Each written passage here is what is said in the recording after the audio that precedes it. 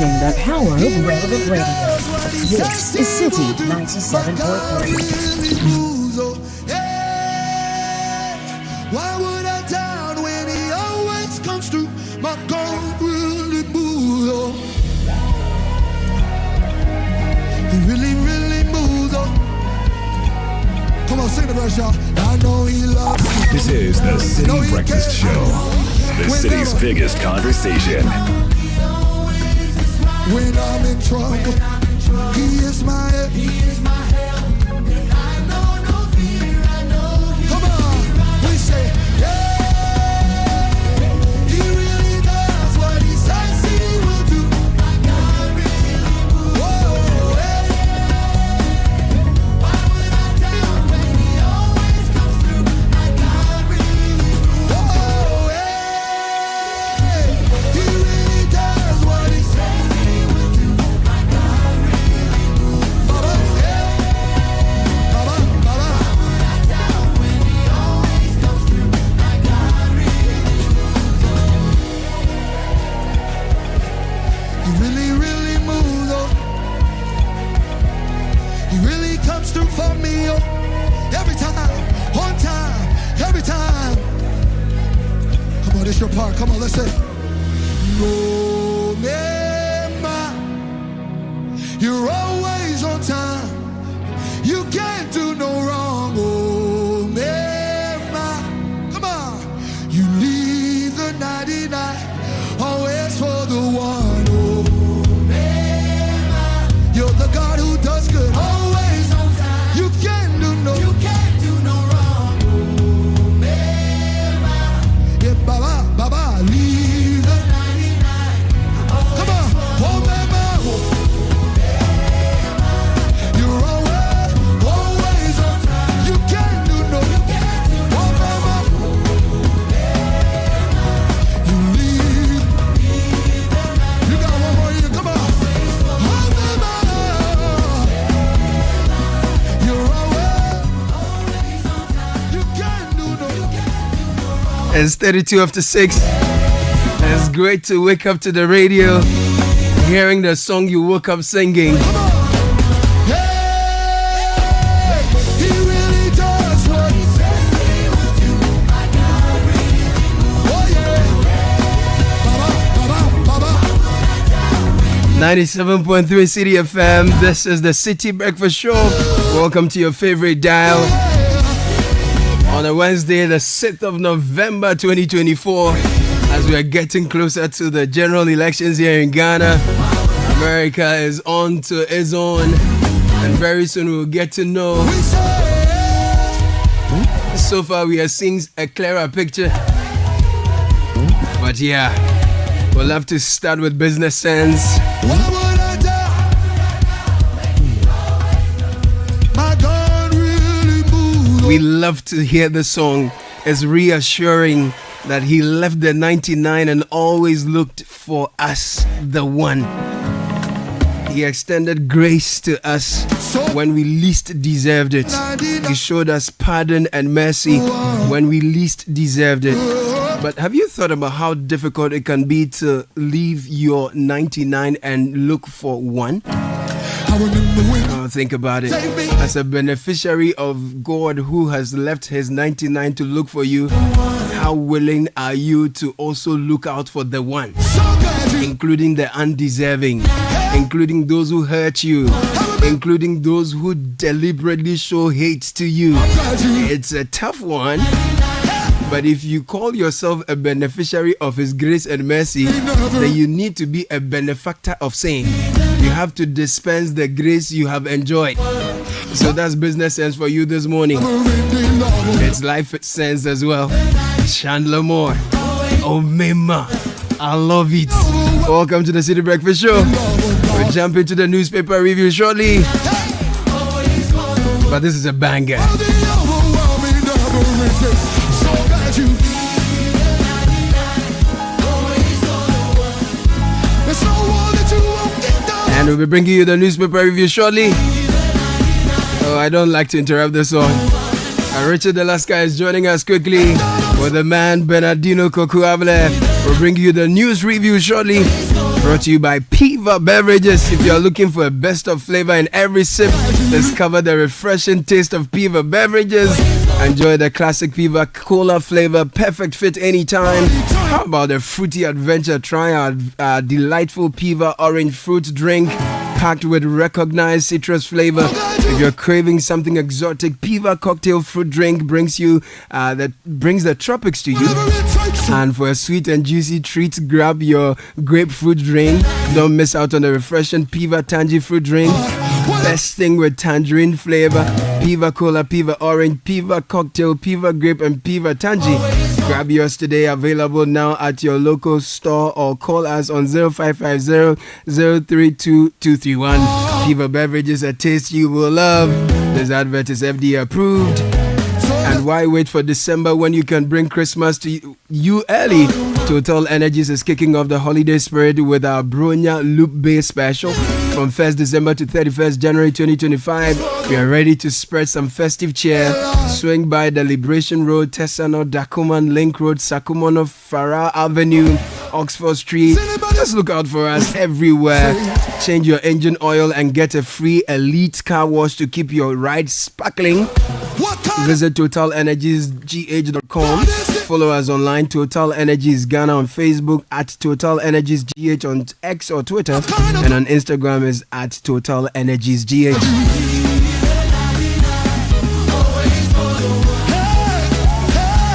Jumping into the news review shortly, and Richard Alaska is here. Yeah, my man. Good morning, Sky. Good morning, my brother. Good morning to Bernard. Hello, Caleb. Good morning, Bernard. Thank you for sitting across for me to sit in your chair. Makes a whole lot of difference. Man, wow. It's the day. Yes. Well, yeah, so I think today we should start abroad Yes. to just give you a sense of what's happening. Yes.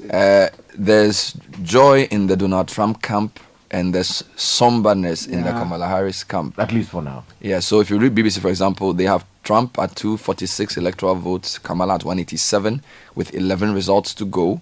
And they say Trump expected to address supporters after winning 2 key swing states. And then if you go to New York Times, Trump shows strength as swing states count votes. They also have the chance of winning. They say the U.S. shifts to the right because the Republicans have also won the Senate.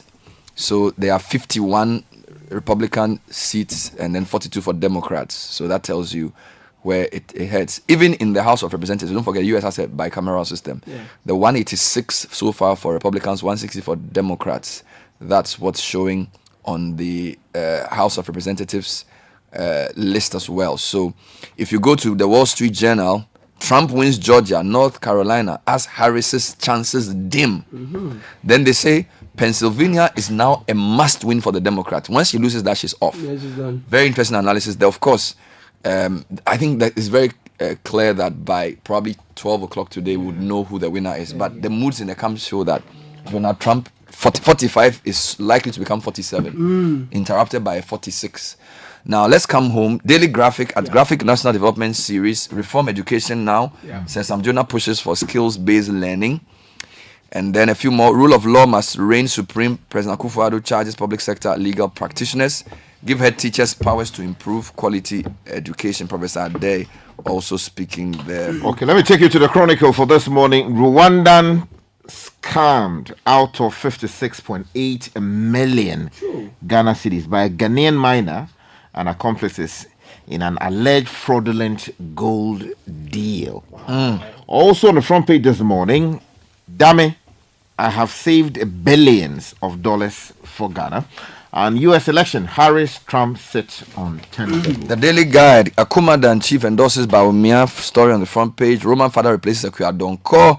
MIF leads mineral resource management. And return to negotiation table. Fair wages tells clock sag. Also, AG targets new offices in the regions. The news center says this morning, 170,830 health workers recruited between 2017 and 2003.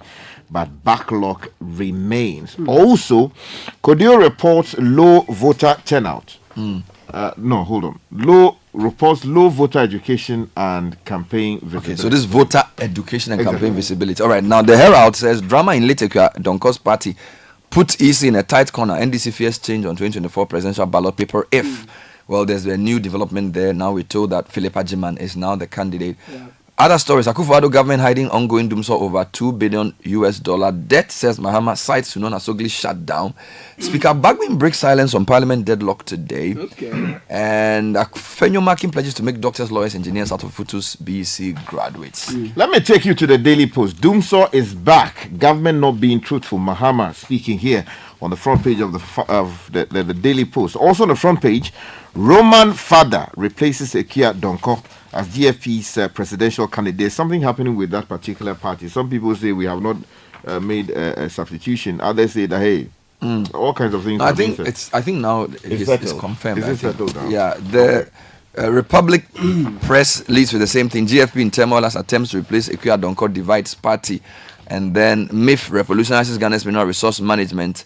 And other stories: Clockstars to embark on nationwide strike November 7, that's tomorrow, and Dr. Bawumia to launch Ghana's credit scoring system November 7 as well. The new publishers again goes with the Ekia Donko story. Also, November 8, not public holiday. Another story, it says that police insist Salifo Amarko's son is in custody at Osu. And the story from Equatorial Guinea also makes the front page. They have outlawed sex in the office. The Inquisitor says this year's Farmers Day, Farmers Angry as event is set for Alisa Hotel. Takwan Sohim MC set record straight on killing at Nuong Forest. Meanwhile, Bawumia was right in picking Napo as running mate according to the Drobuhini, and NHIA to check illegal claims with e-pharmacy. The Daily Searchlight says Bagbin aired by declaring seats vacant. Efa Date, former member of parliament, speaking here on the front page of the Daily Searchlight. Also, 2024 election, Imani shreds NDC and MPP manifestos as vague. Another story here says that God will favor you for your good works. Na Nyankpala Na blesses Allah. Finally, for me, the Ghanaian publisher Tampoli predicts one-touch victory for Bawumia. Story on page 3. Dr. Nick Danso makes it 3 entrepreneur wins in a row. And this news, we are not happy. Friday, 8th November is not a holiday. No, but there is a holiday you observe. The December one. December is the one in December. Farmers Day. Yeah, he said something. No, so the Farmers Day we celebrate on Friday, but it's not a holiday. So yeah, but he said there's something will be a holiday. What something? What, no, when you read something, there's something is the December 6th. What is your problem? Okay, you were making plans for the holiday. The holiday no come. Yes, I'll give you that statement. Something. What's something? I'll bring you that statement. In the in the meantime, the informer says lack of funds rocks Farmers Day. Regional Coordinating Councils bear awardees' expenses. Also, realizing their future dream, Akwenyo marking support BC graduates. And then also as Napo blast NDC over inauguration of Vigilante Group on Peace Day. And Mahama unhappy with Akufo-Addo's absence. Okay, now let me take you online, channel1news.com. CDD is reiterating its call for an outline of military and police deployment during the election 2024. Election 2024, reject NPP. They will milk Ghana dry if retained. Spio Gabra is speaking here. And on our constituency watch, the constituency, we've been neglected. Akwemu Asebuhene tells Samuel Akom on Channel 1 TV's program. Leverage on natural resources to achieve economic growth, IEA tells the BOG. And Boku, sad one, 61-year-old man killed, death toll now 22. Police pursue 2 social media users over false claims on location of Salifu Amarko's son. And if I take you to citynewsroom.com, election 2024, EC recruits over 200 professionals to help collate results. And US election, Trump leads in key swing states in a bid to retake White House. Don't deploy marksmen to polling stations, Spio tells IGP. And then if you go to my Joy Online very quickly, judiciary needs a clear communication to avoid misinterpretation, says the UN envoy. There are a good number of other platforms as well. Star FM, Ghanaians are suffering because of bad government policies of Osuampofo. And then Dafia McPost rates against Bagbin unnecessary. Kwame Adofo speaking here. We can jump into the details now. Education is leading graphic. Give head teachers powers to improve education quality. Professor Day speaking on page 13. It's from the graphic development series The big story, reform education now. Sam Jonah pushes for skills-based learning. Timothy Nyengbe and Emmanuel Boni reporting. It says renowned Ghanaian business brain says Sam Jonah KBE has called for a complete overhaul of the Ghanaian educational system, proposing a shift from a focus on grades to nurturing leaders, innovators, and entrepreneurs capable of transforming our economy. He said what the country needed was a new awakening that prioritizes community, country, and citizenship as a broad plan to transform the country's education. Now, I'm going to page 13 to bring you the day's addition. The poor quality of education in public basic schools has been attributed to over-centralization of school management at the national level. Educationist Emeritus Professor Stephen Ade, who made the observation, said the concentration of management power at the GES headquarters to the disempowerment of head teachers at the school level had led to the breakdown of values and enforcement regimes. I cannot agree with him. I agree with him here. Give head teachers the right to recruit teachers. Because if head teachers are empowered to hire and fire, teachers will sit up and do the right things to improve on quality education, he pointed out during a panel discussion at the Graphic National Development Series held at the UPSC auditorium. I think this is a really interesting call. Education will be a big issue, even post-election. Okay, let me just connect to that quickly. There's a story here on the front page of the Informer newspaper. Marking supports BC graduates quickly. Majority Leader, Member of Parliament for the Futu constituency, Alexander Kwame Marking, has pledged support for about 1,662 recent basic education certificate examination graduates from his constituency. Per the support, each BC graduate will receive an amount of 1,000 Ghana cedis to cushion him or her towards the pursuance of education law. Plugging into the education stories on citynewsroom.com, WAEC release of WASI results likely to delay over government debt. Are you Story kidding me? by Abigail Arthur. Yeah. John Kapi, head of public affairs at the West African Examination Council, WAEC, has announced that the release of the 2024 West African Senior School Certificate Examination WASI result may face delays due to the government's outstanding debt to the council. Kapi indicated that WAEC had initially projected to release the results between December 9 and 15. However, the ongoing funding shortfall could impact this timeline, particularly affecting the marking and processing stages. Quote, before the exam started, we indicated that the government had given us money to be able to conduct the examination, and the assurances were that once the exam was over, more releases would be made so that we would be able to go ahead with our post-examination activities. But as we speak, despite meetings that have been held, we still have not had money hitting our account yet, and so our fear is that this would jeopardize the marking I'm exercise. hoping the ministers of education and finance are listening to avert this. Now let's give you 3 quick health stories. So new HIV numbers not good. Ghana detects 34,000 new HIV infections within 9 months. This is citynewsroom.com. Then cholera kills 5 in Kassoa. So the National HIV and AIDS Control Program of Ghana Health Service has reported over 34,000 new HIV infections detected from January to the end of the third quarter. Dr. Agresiado, the program manager, emphasized the importance of public testing and screening, revealing that approximately 1.3 million people were screened during the period. Between January and the third quarter alone, the number of people we identified as positives through our testing was 34,000. It disclosed this during the launch of the 2024 World AIDS Day, organized by the Ghana AIDS Commission, which included a solemn candlelight procession in memory of those who had lost their lives through AIDS. Now, this is quite serious. 34,000 is a pretty big number for the kind of education we had on HIV/AIDS. You would have thought that Ghana would have had lower numbers. Now, still on public health, Kassoa has 5 people dead from cholera. This is graphic page 48. 5 persons have been confirmed dead as a result of a cholera outbreak at Kassoa in the Utusenya East of Central Region. About 30 others are on admission at Kassoa Polyclinic and the Mother and Child Hospital as a result of the outbreak.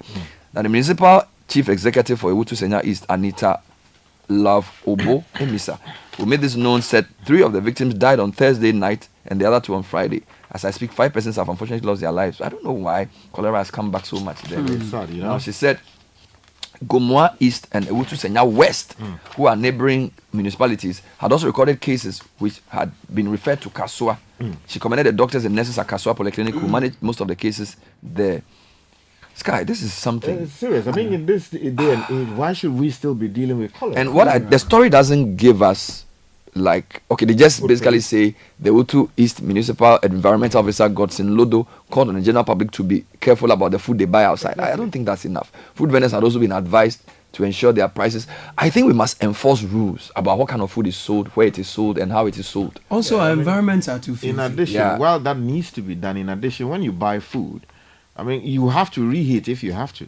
Sky, what I'm saying is that, you see, there's a difference between advising and enforcement. When No, there's I a agree public with you. health issue, you need to go to the market and enforce specific rules. That's true. You can advise people all the time, but because this is an outbreak in a very densely populated area, If it reaches out. all right? So they have to take care of that issue. And look at the sanitary situations in our Yeah. public Stay with spaces. health. Yeah, let me take you to this story that says 170,000 health workers have been recruited. It's on page 2 of the News Center. Elvis Dako reporting from Accra says the government has employed 170,830 health professionals from 2017 to 2003 in an initiative aimed at enhancing the healthcare sector.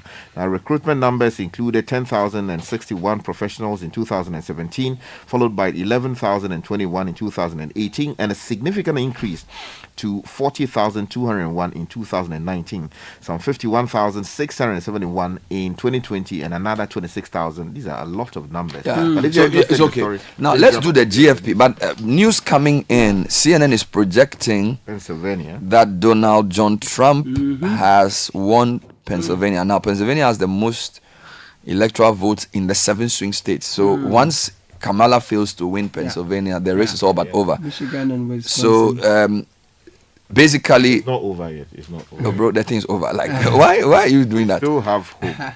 Well, look, CNN and others have said that if Kamala doesn't win Pennsylvania, the race is over.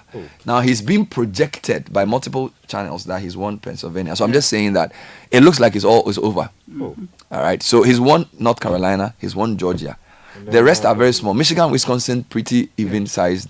But obviously, once he wins Pennsylvania, he's gone. And so, yeah. Uncle is Uncle. So Good morning. It's okay. Donald John Trump will be the 47th. It's very likely he'll be the 47th president. Let's talk about politics. GFP is in turmoil. Yes. Tell me about that, and also some doomsaw issues. Okay, so Doomsaw first before I go to the GFP story. The Doomsaw story is on the front page of the Daily Post newspaper. Yesterday it was on Eyewitness News. So the MPP, the NDC flag bearer, is slamming the government, alleging that Doomsaw is back in a very, very, very sneaky way. And the story is on page 6 of the Daily Post newspaper. Says the presidential candidate of the main opposition National Democratic Congress NDC, John Dramani Mahama, has accused government of concealing the severity of Ghana's power crisis while allegedly setting the stage to offload a $2 billion debt onto a future NDC administration if the party wins the December 7 election. Now, speaking to supporters in the Karachi area, Mr. Mahama criticized the government's refusal to implement a load shedding timetable, claiming it is a tactic to mislead the public about the depth of the crisis. If I take you from there, I go straight to the new publisher, which says 31 days to elections, Ikea Donkor's party split to withdraw or to contest. The details of that story on page 6 of the newspaper, and it says the Ghana Freedom Party GFP has sent 2 contradictory letters to the Electoral Commission. The first saying it has replaced its flag bearer for the 2024 presidential elections, and the second one saying the party has withdrawn from the said elections. Now, the first was dated Monday, November 4, 2024, and signed by the GFP's General Secretary, George Affle. It officially notified the Electoral Commission of the party's decision to endorse Philip Kwabena Ajiman, also known as Roman Father, as their presidential candidate. That letter was received by the Electoral Commission on Tuesday, November 5. The second letter from the same GFP was not dated but was signed by the party's national organizer, Richard Botry. Now, the second letter was also received by the EC on Tuesday, November 5, and it officially notified the Electoral Commission that the GFP had decided to withdraw from the 2024 presidential. Well, a few more stories. Outline military police deployment plan, CDD to National Election Task Force. The Center for Democratic Development is their director for policy and advocacy, has called on the National Election Security Task Force to provide a transparent roadmap for deploying military and police personnel to polling stations for this 2024 election.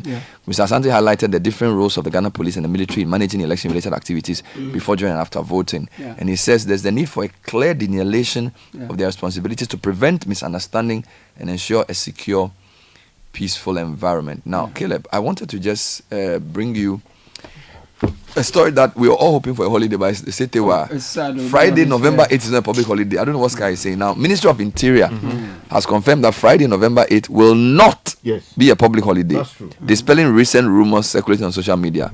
Now, the misunderstanding arose after the National Farmers' Day celebration, traditionally held on the first Friday in December, was moved to November this year to avoid clashing with the general elections, which is on Saturday, December 7th, a day just after the Farmers' Day. This change led to speculation that November 8th would automatically be a holiday. But in a statement released on Tuesday, November 5, the ministry clarified that while the 2024 Farmers' Day celebration will take place on November 8th, the day itself will remain a regular working day.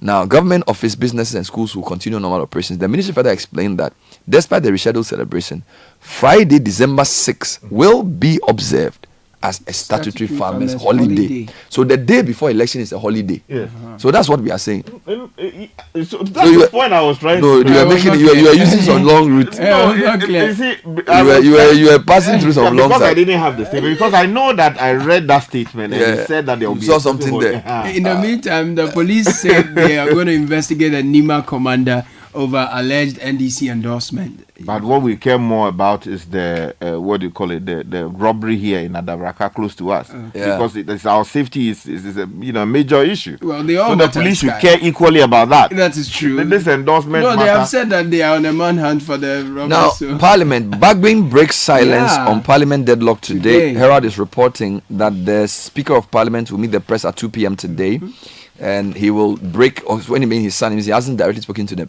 media about this. He's been speaking in Parliament.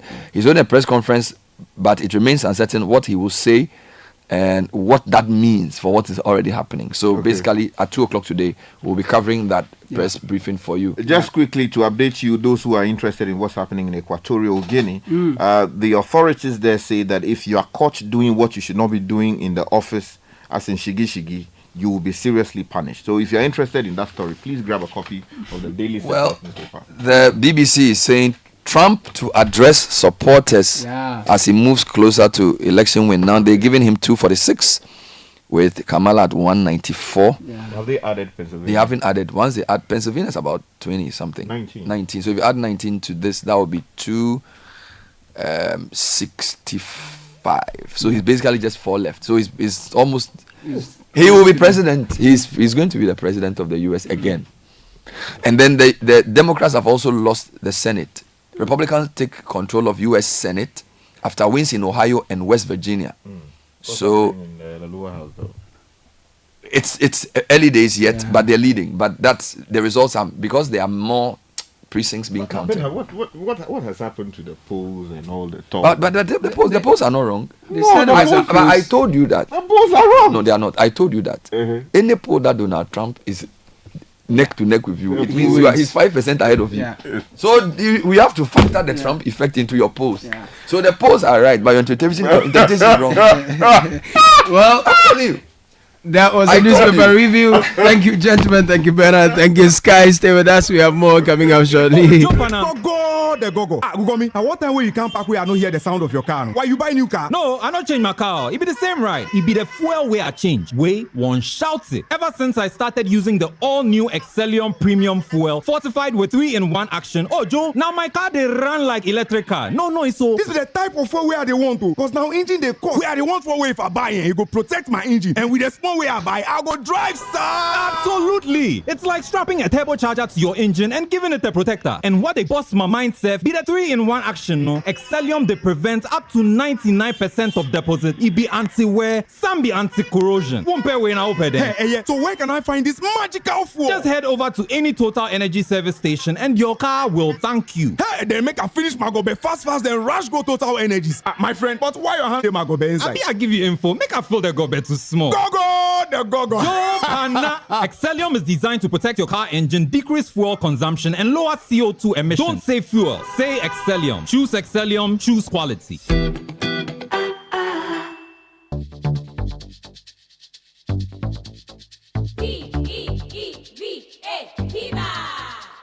Looking for a burst of flavor in every sip? Discover the refreshing taste of Piva beverages. Enjoy the classic Piva Cola flavor, perfect fit anytime. How about a fruity adventure? Try our delightful Piva orange fruit drink packed with recognized citrus flavor. Craving something exotic? Our Piva cocktail fruit drink brings the tropics to you. For a sweet and juicy treat, grab our grapefruit drink and don't miss out on the refreshing Piva tangerine fruit drink, bursting with tangerine flavor. Piva Cola, Piva Orange, Piva Cocktail, Piva Grape, Piva Tangy. Grab yours today. Available now at your local store. Call us on 055 00 32231. Piva, a taste you'd love. This advert is FDA approved. P for Piva.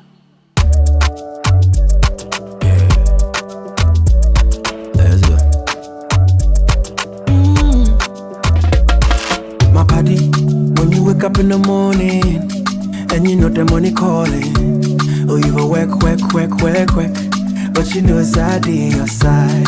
If I believe with us, if I hold my hand and believe, oh, cause you know it's I on your side. And when you dream, no say I did by you. And when you hustle every day, many wanna go. Anything you do, I did for you. Many want. If I believe I did your side, fidelity. If I believe with us, fidelity. If I know I did your side, fidelity. This is the Citi Breakfast Show, the city's biggest conversation.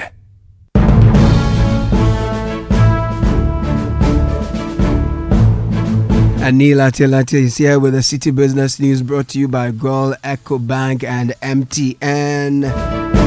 Let's say good morning to Nila Telate. Good morning to you, Caleb. Well, hello to you listening. This is the breakfast edition of City Business News brought to you by MTN, Gold and EcoBank. Coming up this morning, drastic reforms needed to return Ghana to path of recovery. That's from the IEA, forecasting tough times ahead in its latest economic outlook. Also, Citi faces small volatility amid election uncertainty, with a year-to-date depreciation hitting almost 29%. Later, proposals by political parties to establish SME and Women's Bank described as totally needless. We'll tell you why.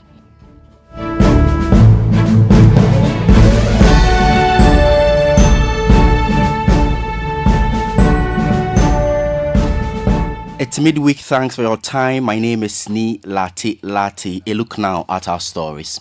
The Institute of Economic Affairs, IEA, has questioned the Bank of Ghana's decision to introduce the Ghana Gold coin, suggesting that the central bank should focus on addressing the real issues facing the economy.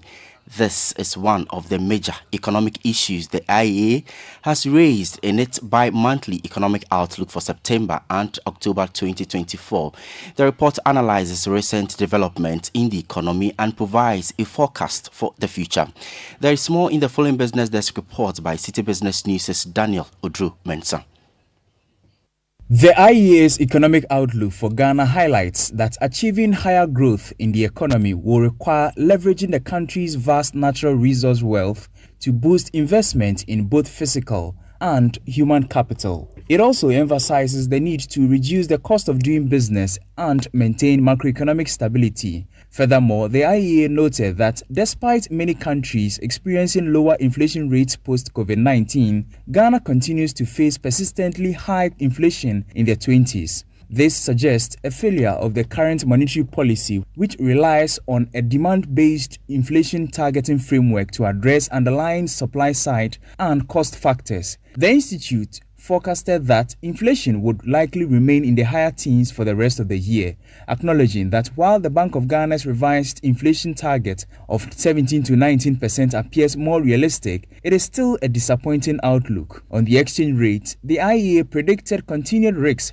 for the cedi for the remainder of the year. It cited several contributing factors, including uncertainties surrounding the 2024 general elections, the International Monetary Fund program, and ongoing debt negotiations with non-Eurobond commercial creditors. The Institute also pointed to the challenges posed by a subdued cocoa crop, coupled with the potential for limited syndicated loans, especially in light of the Ghana Cocoa Board's intention to shift towards domestic financing for the sector. Regarding public debt, the IEA urged for a sustained prudent fiscal policy to avoid future debt crises and periodic economic disruptions, particularly during election cycles. The IEA expressed hope that a new world economic order could emerge with a reduced role for the US dollar as a dominant global trading and reserve currency. My colleague Daniel Odro-Mensah with the bi-monthly economic outlook by the Institute of Economic Affairs, IEA. Now, market analysts project continued volatility for the cedi, with the currency surpassing the 17 cedi mark against the US dollar amid heightened uncertainty surrounding the upcoming general elections. They warn of potential sharp fluctuations, suggesting the cedi could face further upward pressure. There is more in the following report. The Ghanaian cedi faced sustained pressure in October 2024, depreciating by 3.9% against the US dollar. This brings its cumulative decline since the start of the year to nearly 29%. It is coming after the governor of the Bank of Ghana, Dr. Ernest Addison's statement that the cedi will soon post gains against the American greenback. Last week, the local unit lost 1.50 in value against the British pound and 0.69% against the euro. I spoke with few business owners earlier, and they expressed frustration with the constant volatility. The problem is now when you compare the Ghana cedi to the dollar is going upward. When you go outside and purchase goods, to see the way people over there be talking as if you are the cause of it.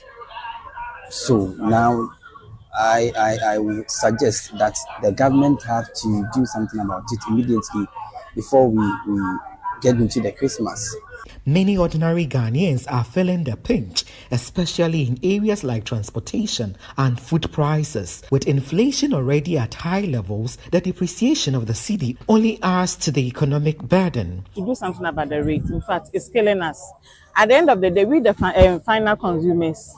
Despite the monetary steps to stabilize the cedi, debt restructuring efforts with external bondholders and anticipated inflows from the next tranche of the IMF bailout, analysts contend that without structural reforms, the currency downward trend may persist. In Ghana, things that go up don't come down. Of course, we know in economics that prices are upwardly flexible and downwardly sticky. Do not expect that the cedi will be able to recover its lost value to, let's say, about 10 Ghana cedis or 5 Ghana cedis, unless something extraordinary happens, and I don't see that happening anytime soon. Bear in mind that the risk still persists. Our election and the temperature has been raised because the risk is also transmitting to economic uncertainty, which can also affect portfolio flows.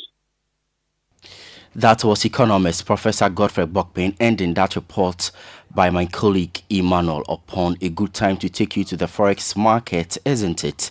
A dollar could now be sold to you at 17 cedis 20 pesos, the British pound at 21 cedis, the euro going for 18 cedis 20 pesos. Now, policy think tank Imani Africa is criticizing proposals by Ghana's two main political parties to establish an SME bank and a women's development bank, arguing that these new institutions are unnecessary and would duplicate existing financial services. The think tank suggests that reforms to existing banks and programs would be more effective to support SMEs and women entrepreneurs. As Ghana heads towards the 2024 general elections, the country's two main political parties, the New Patriotic Party and the National Democratic Congress, are making ambitious promises to court voters.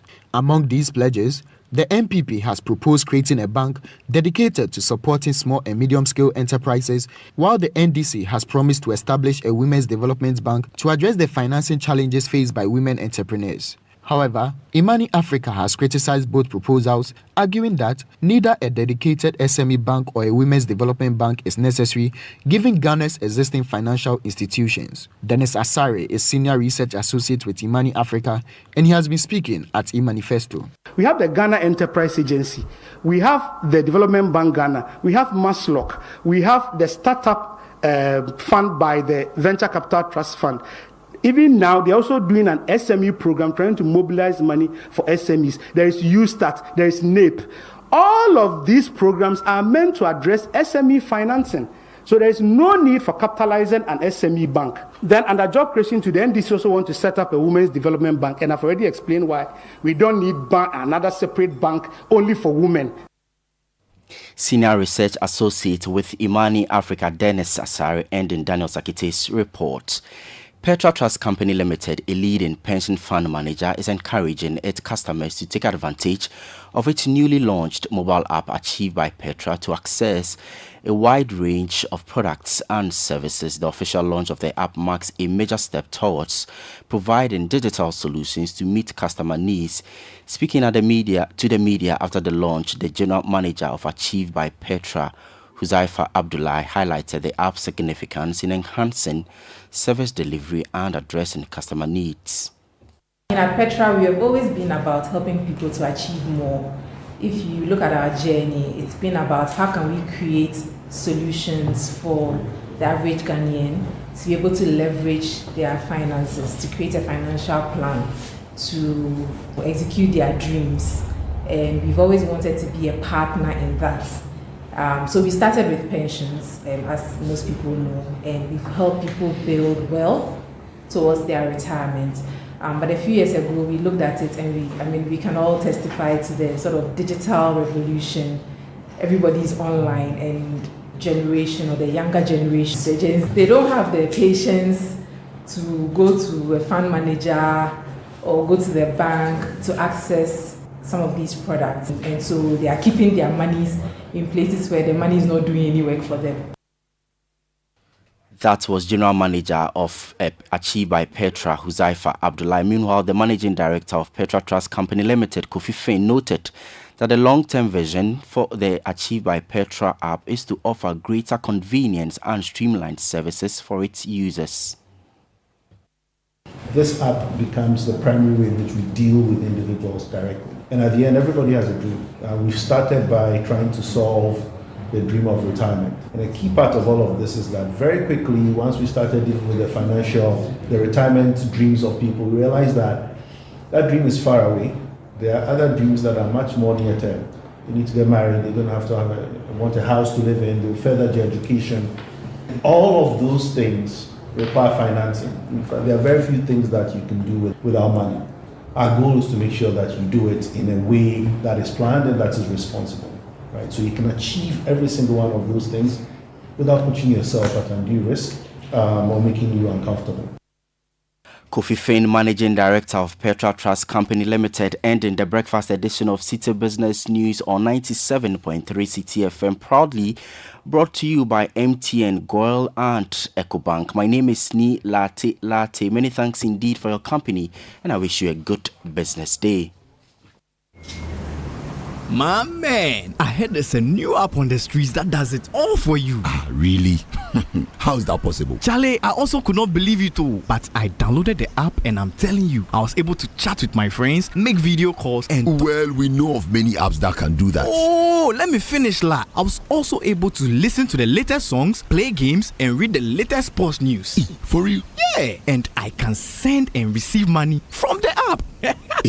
Amazing, no? What's the name of this app? It's called Ayoba. Ayoba? Yeah, Ayoba. Get Ayoba, your all-in-one app that lets you chat, call, share, play, pay, and listen to music all in one app for everyone. Enjoy Ayoba with MTN and download the Ayoba app today. Everywhere you go.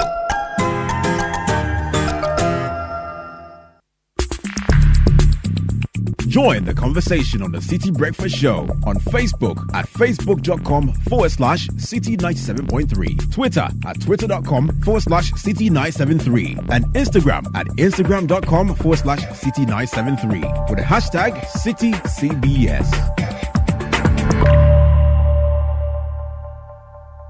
We understand the excitement and preparations that comes when your child gains admission into senior high school. But we at the Agricultural Development Bank, ADB PLC, also understand the financial burden this comes with. The chop box, trunk, school mattress, you name it. That's why we have partnered with Prospectus Ghana Limited to offer financial support for parents by introducing the ADB Quick Purchase. With a smart loan of up to 20,000 Ghana cedis, you can pick up all the items on your child's prospectus for school. ADB PLC offers you a repayment plan of 12 months to relieve you of all that heavy financial burden. Every ADB customer who receives their salaries through the bank, military and police personnel, and all other workers on the Controller and Accountant General's payroll qualify for this facility. Walk into any ADB branch nationwide or any Prospectus Ghana Limited office near you to apply for the ADB Quick Purchase. Terms and conditions apply. ADB, the People's Bank. ADB, truly a quick and more. This is the Citi Breakfast Show, the city's biggest conversation.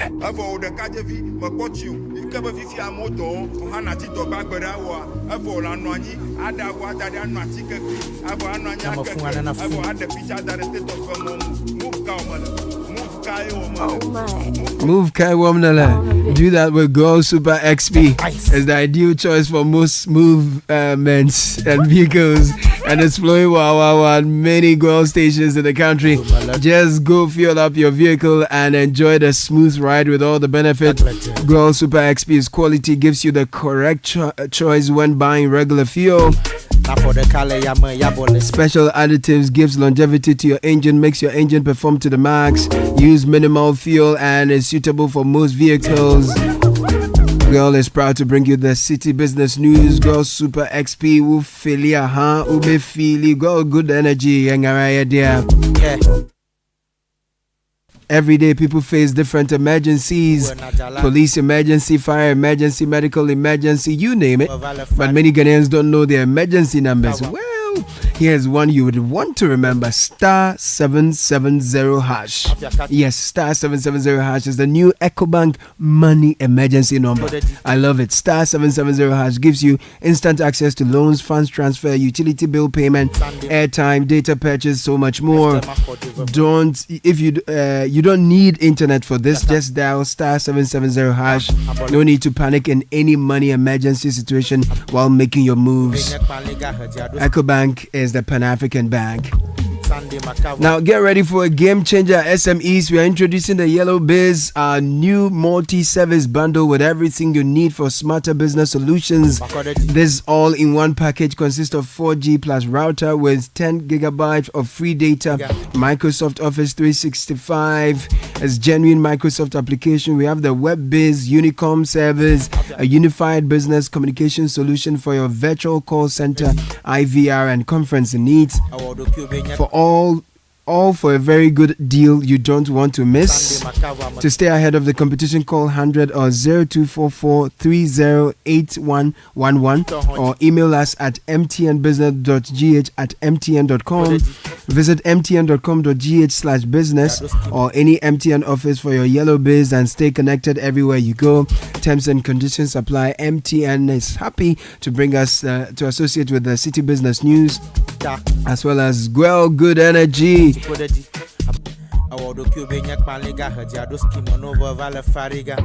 Now, Gabi Affairs in the studio with Kickoff, brought to you by Polytank and Zonda. Today, money is difficult to come by. That's why it's even more important that you buy trusted and time-tested brands that majority endorse. We've been in the system for close to 3 decades, so choose Polytank. Polytank, near Papa Nunier caution. Polytank does not request for Momo payments online. And Zonda Ghana Limited is your one-stop shop for quality trucks like Shantui bulldozers, excavators, graders, payloaders, rollers, power pickups, TX trucks, and oil tanks, as well as, and all these are made and assembled right here in Ghana. We do not only create opportunities, we give you top-notch after-sales service for all your heavy and light-duty trucks. Visit us today at any of our 7 branches around the country. Our head office is off the Tema Aplao Road, close to the Free Zones Enclave in Tema. Call us now 050-177-2222 050-177-3333. Zonda, built in Ghana, building Ghana. If this goes in, it's his 23rd goal of the season. It's 4-1, and Sporting have saved the best till last. For Ruben Amorim, his final game in this stadium is one they'll be talking about for years. Sporting 4, Manchester City 1. Let's make way for Gabby Affair with kickoff. Good morning, my brother. Good morning, Caleb. And it was lots of goals in the UEFA Champions League. Victor Gyökeres hat-trick firing Sporting Lisbon to a stunning 4-1 rout of Manchester City and the Champions League, as Ruben Amorim showed why Manchester United were so keen to lure him to Old Trafford. Statement win for the Portuguese. We'll get into that bit later. Also coming up, we communicated to the clubs that we already have agreement with to the usage of the Accra Sports Stadium to relocate to the University of Ghana Sports Stadium, where some of them are playing currently. Well, 12 days to Ghana's final home game in the 2025 AFCON qualifiers. The venue to host Ghana v Niger still undergoing some works that, according to the National Sports Authority. All of that plus some other stories coming up in the next 10 minutes. My name is Gabby Ofem. Many thanks to Shell Lachelle, Zonda GH, and Politan Ghana. Let's get straight into the details, and starting off from the GFA, and they have refuted claims that President Kete Kweku met with a German coach regarding a possible role with the Black Stars. Now, in a statement released last night, the GFA dismissed these claims as untrue. The GFA clarified that President Kete Kweku's recent trip to Germany was unrelated to any coaching appointment, and instead the purpose of his visit was to strengthen the GFA's relationship with Puma, the Black Stars' official kit sponsor. And the association also encouraged the public and the media to dismiss these rumors and to seek accurate information directly from the GFA's website and verified social media account. Well, Coach Otoado and his boys are scheduled to reassemble in Ghana in the coming days for the AFCON qualifier against Niger at the Accra Sports Stadium on November 18. Well, speaking of the Accra Sports Stadium, City Sports paid a visit to the venue yesterday in preparation for Ghana's final home game against Niger on November 18. Now, since Ghana's match against Sudan, the Accra Sports Stadium has not hosted any football event, including the Ghana Premier League matches or any unrelated football activities. And we caught up with the board chairman of the National Sports Authority, Sepaum, to understand the reasoning behind the decision to close down the stadium. When the Kumasi was taking off the template of the CAF venues for international matches, we have to dash down to Accra Sports Stadium. So in doing so, we communicated to the clubs that we already have agreement with to the usage of the Accra Sports Stadium to relocate to the University of Ghana Sports Stadium, where some of them are playing currently, to give way for us to properly maintain the Accra Sports Stadium for the international competitions. So, it's a mutual understanding we had with them.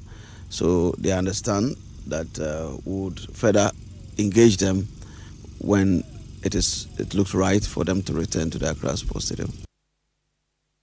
All right, so that's the NSA board chairman, Sepaum, speaking to City Sports there. Away from that, Bet Power's managing director for Africa and chief commercial officer in Tudi, Moyala Katulu, has indicated that the betting company is open to reconsidering its position as the headline sponsor of the Ghana Premier League. Speaking at a press conference held yesterday, Katula announced Bet Power's renewed dedication to supporting Ghana football. And in talks with the GFA, Bet Power confirmed its ongoing sponsorship of the Men's Premier League, along with plans to extend its support to the Women's FA Cup. So what you have to understand is we are driven by the impact, okay? And the impact for us, if you take a step back, is not only to impact the players and to support the league in being more professional as they are doing, but it is also to invite more sponsors to give money into this industry. We are a betting brand, Bet Power. we want other betting brands to also sponsor the league, sponsor the teams. Us being the main sponsor may not help, but it's something that we could revisit in the coming years. But the call out here is to say we need more companies to support our athletes. So instead of just running to become the sponsor title, we want to make the impact and demonstrate that GFA and the athletes deserve to receive more sponsorship, not only from BetPower, but from other brands. All right, so that's BetPower's Managing Director for Africa and Chief Commercial Officer Ntudi Moyela Katsula speaking to City Sports there.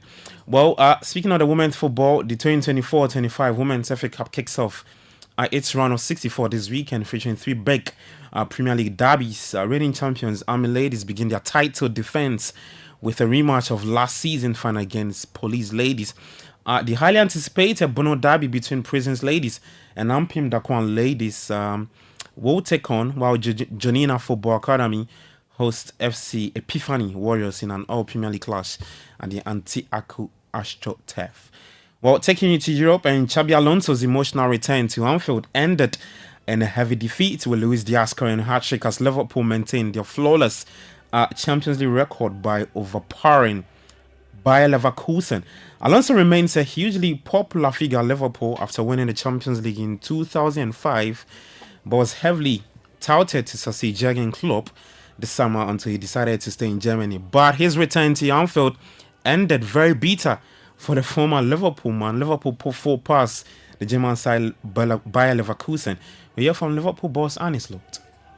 No, it was an important result for us, definitely. With this new setup, you never know how many points you're going to need to go to the next round. And therefore, the best thing you can do is win as many games as you can. And that's what we did today as well. I think as a manager, you don't look forward, you don't look ahead 3 or 4 months ahead. You just want to work with your team and try to implement your playing style as soon as you can. It's been said a lot that we try to do a lot of things the same, like Jurgen and Pepijn did here.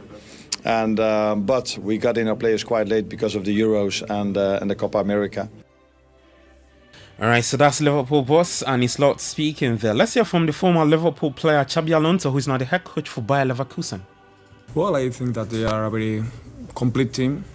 I think that they are able to defend, to score, to be good, to have power in the boxes. They are able to keep clean sheets. They are able, with not that many chances, to score goals, and that's a great strength for Champions League, especially when you go to the next round. So yes, they have this power. It's still too early to tell, but they are in a good moment, and the team has good balance. The trainer, the coach, is doing a great work so far. So yeah, it's looking a promising season, but we are still in November. All right, so that's Bayer Leverkusen head coach Xabi Alonso speaking there. Well, Real Madrid manager Carlo Ancelotti says his side have to be worried following that defeat to AC Milan at the Santiago Bernabeu. Madrid have fallen back-to-back home defeats and have lost 2 of their first 4 games in the Champions League. United boss, that's incoming of course, Ruben Amorim, saved one of his greatest sporting victories for his last home game to condemn Manchester City to a 3rd successive defeat for the first time since April 2018. It was City's heaviest defeat since September 2020. We hear from the 2 coaches. First off, Ruben Amorim and Manchester City's Pep Guardiola. Ruben, just the perfect way to say goodbye.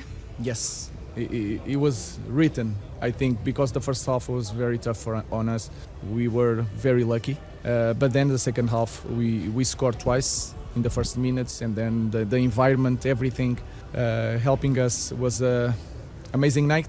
Was a good moment. I think we all deserve it here. The board, the fans. We start so low 4 years ago, so it's amazing day. Cannot say much when you lose 4-1, so the result is there. Congratulate Sporting de Lisboa for the game. We make, I think, a fantastic first half. Now we are struggling to score when we create, and we concede what the opponents not do much, especially Bournemouth side that they were much better. The other teams, the first half was really good. From my point of view, we score a goal and we create a lot, but every pass, the simple things we miss sometimes, they can run and they punish us a little bit.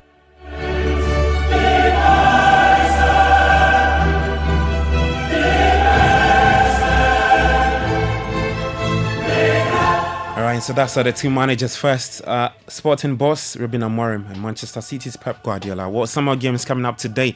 Club Brugge will play Aston Villa. Shakhtar Donetsk is up against Young Boys. For the 8 p.m. batch of matches, Bayer Leverkusen.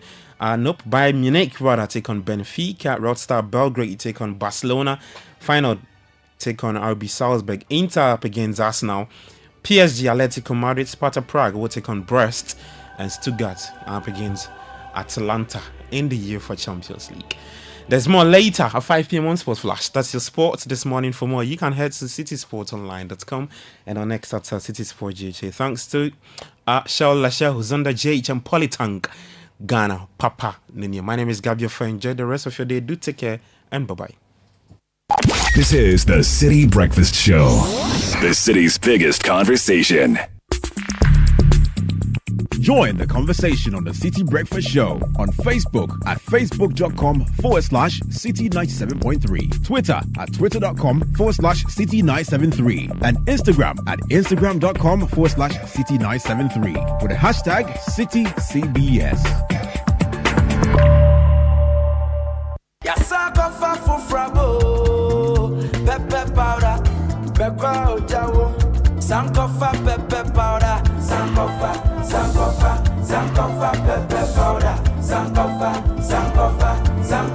pepper powder. Etienga go better than your bottle you are. Sankofa got you covered. Go for Sankofa pepper powder. Sankofa pepper powder. Abuna abonje krakra. Sankofa pepper powder. Red and hot, very natural. Sankofa pepper powder. Chinchinga and Nambia. Sankofa pepper powder. Noodles, Ghana jollo. Sankofa pepper powder. Essia nete. Sankofa pepper powder. Sankofa pepper powder. Sankofa pepper powder. Sankofa pepper powder. Hey, well, yo, I did tire for Abu Chef. See, everything I do, Abu won't do some. Last year, I bought a cattle farm in Yanton. I see he go buy a farm next to mine. I marry Fauzia. No, he marries Fauzia's sister. I buy my motorbike. I see, no, he go buy motorbike too. Hey, but you don't see, since you buy your bike, he has bought 4 motorbikes, which have all broken down. He don't maintain bikes at all. His problem be say he dey put wrong lubricant for his bike inside. The correct motorbike oil where if you put inside be Shell Advanced Lubricant. Shell Advanced Lubricant be the only motorbike oil where they make them for motorbike to protect engine, clutch and brake. Where no. Wait me wallahi, I no go tell him. Shell.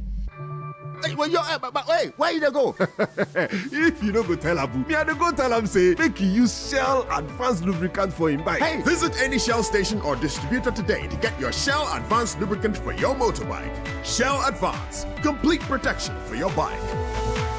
Guys, Charlie, you know that mining contract I've been chasing for years now? I just got awarded the deal. But the issue is where to get the right and quality heavy-duty trucks to execute this job here in Ghana. Relax, my guy. Remember my recent construction deal at Pokwase? Zonda sorted me out. Zonda? What? Who is that? Zonda Tech Ghana Limited is your one-stop shop for machinery, heavy and light-duty trucks, and pickups. They have the Shantui bulldozers, graders, payloaders, rollers, poor pickups, 4 land light trucks, TX trucks, and oil tanks. Made and assembled right here in Ghana with top-notch after-sales service and standard prices. Made in Ghana. This is amazing. You haven't seen my Zonda Power pickup, which I take to the office. Strong, durable, and tough on our roads. Hey, that's from Zonda too? Absolutely. Zonda is the right place for you, my guy. Oh, now I am sorted with Zonda. Zonda Tech Ghana Limited, your solution for heavy and light-duty trucks. Located at Tema, off their Flower Road. Call 0501-772-222 or 0501-773-333. Zonda, built in Ghana, building Ghana. Papa Nunye, Papa Nunye, Papa Naka Messi, Papa Nunye Messi, only one politician, strong and reliable, trusted by generation. We want the citizens to buy only politicians.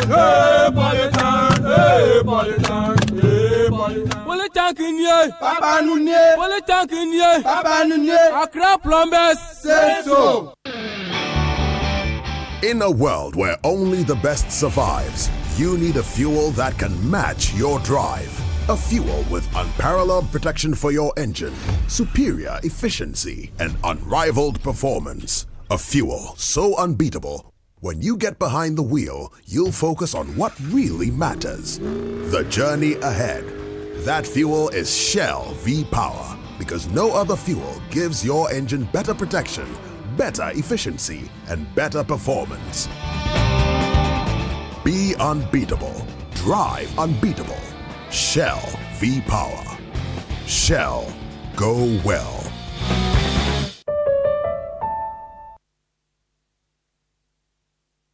Join the Republic Verse.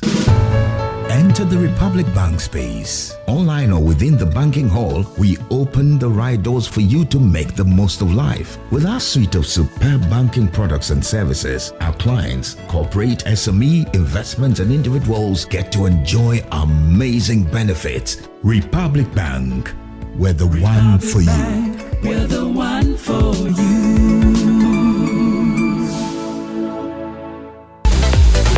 Awesome is what you see and appreciate. Switch to Samsung Galaxy A06 fast and enjoy vibrant and expanded display.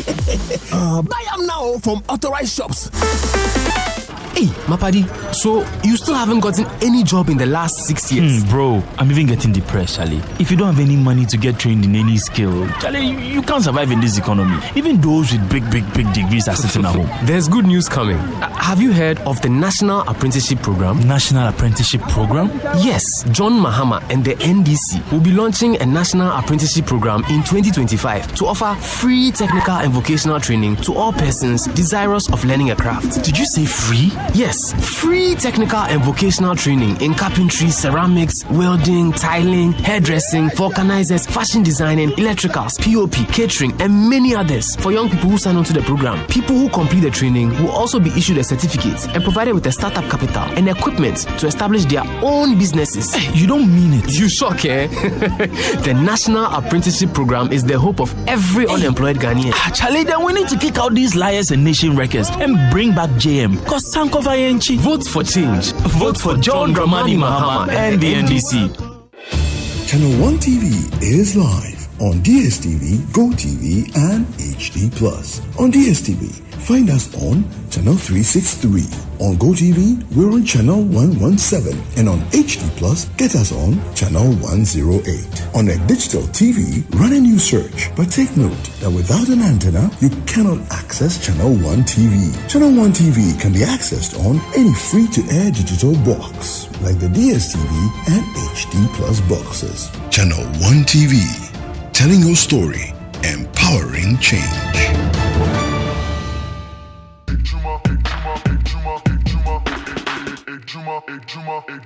This ad is not about how convenient or easy to use the Affinity app is, or how accessible and affordable our loans are, or not having to worry about monthly or transaction fees.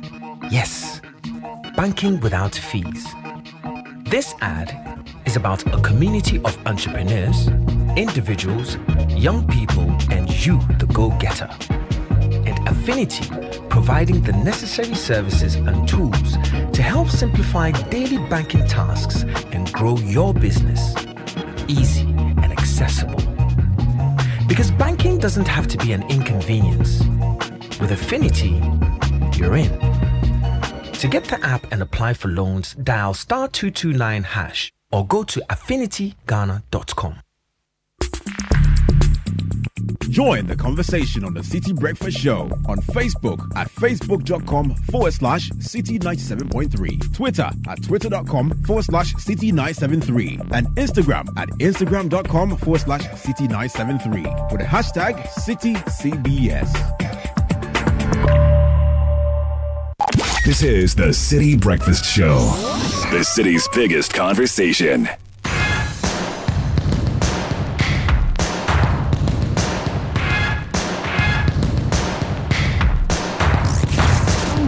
The power of relevant radio.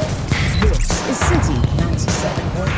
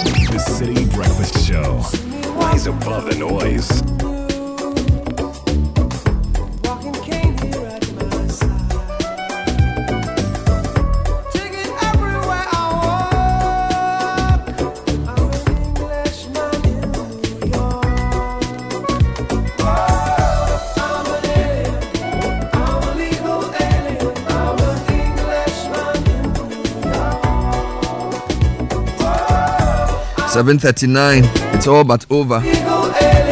Donald John Trump has given a speech. You can call it an acceptance speech. He is the 47th president of the United States of America. He's the 45th who became the 47th. First time in 130 years that a former president of the United States has been elected as president.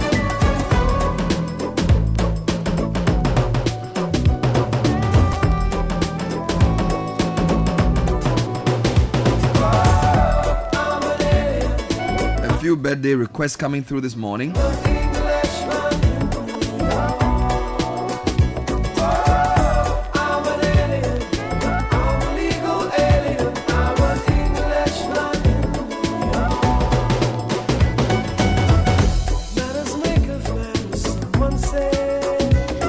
Please wish my grandma Janet Assem a happy birthday. Today, November 2024, from all your children and grandchildren, especially Pastor Fred McDavis and Mr. Brian Kofi Amechiko. We love you so much, is the message. And to Sandra Anan Ansa, from your husband Nai Opete Omai the second. Am I mentioning this right? Sanahini Awutu Traditional Area. District Manager ECG and CEO Forest Grove Hotel Ewutu Breku. William Yao Ansa, CEO of Originate. Edward Ansa Auditor and your quads Jaden, Jada, Jalen and Jones Ansa. Oh my Lord.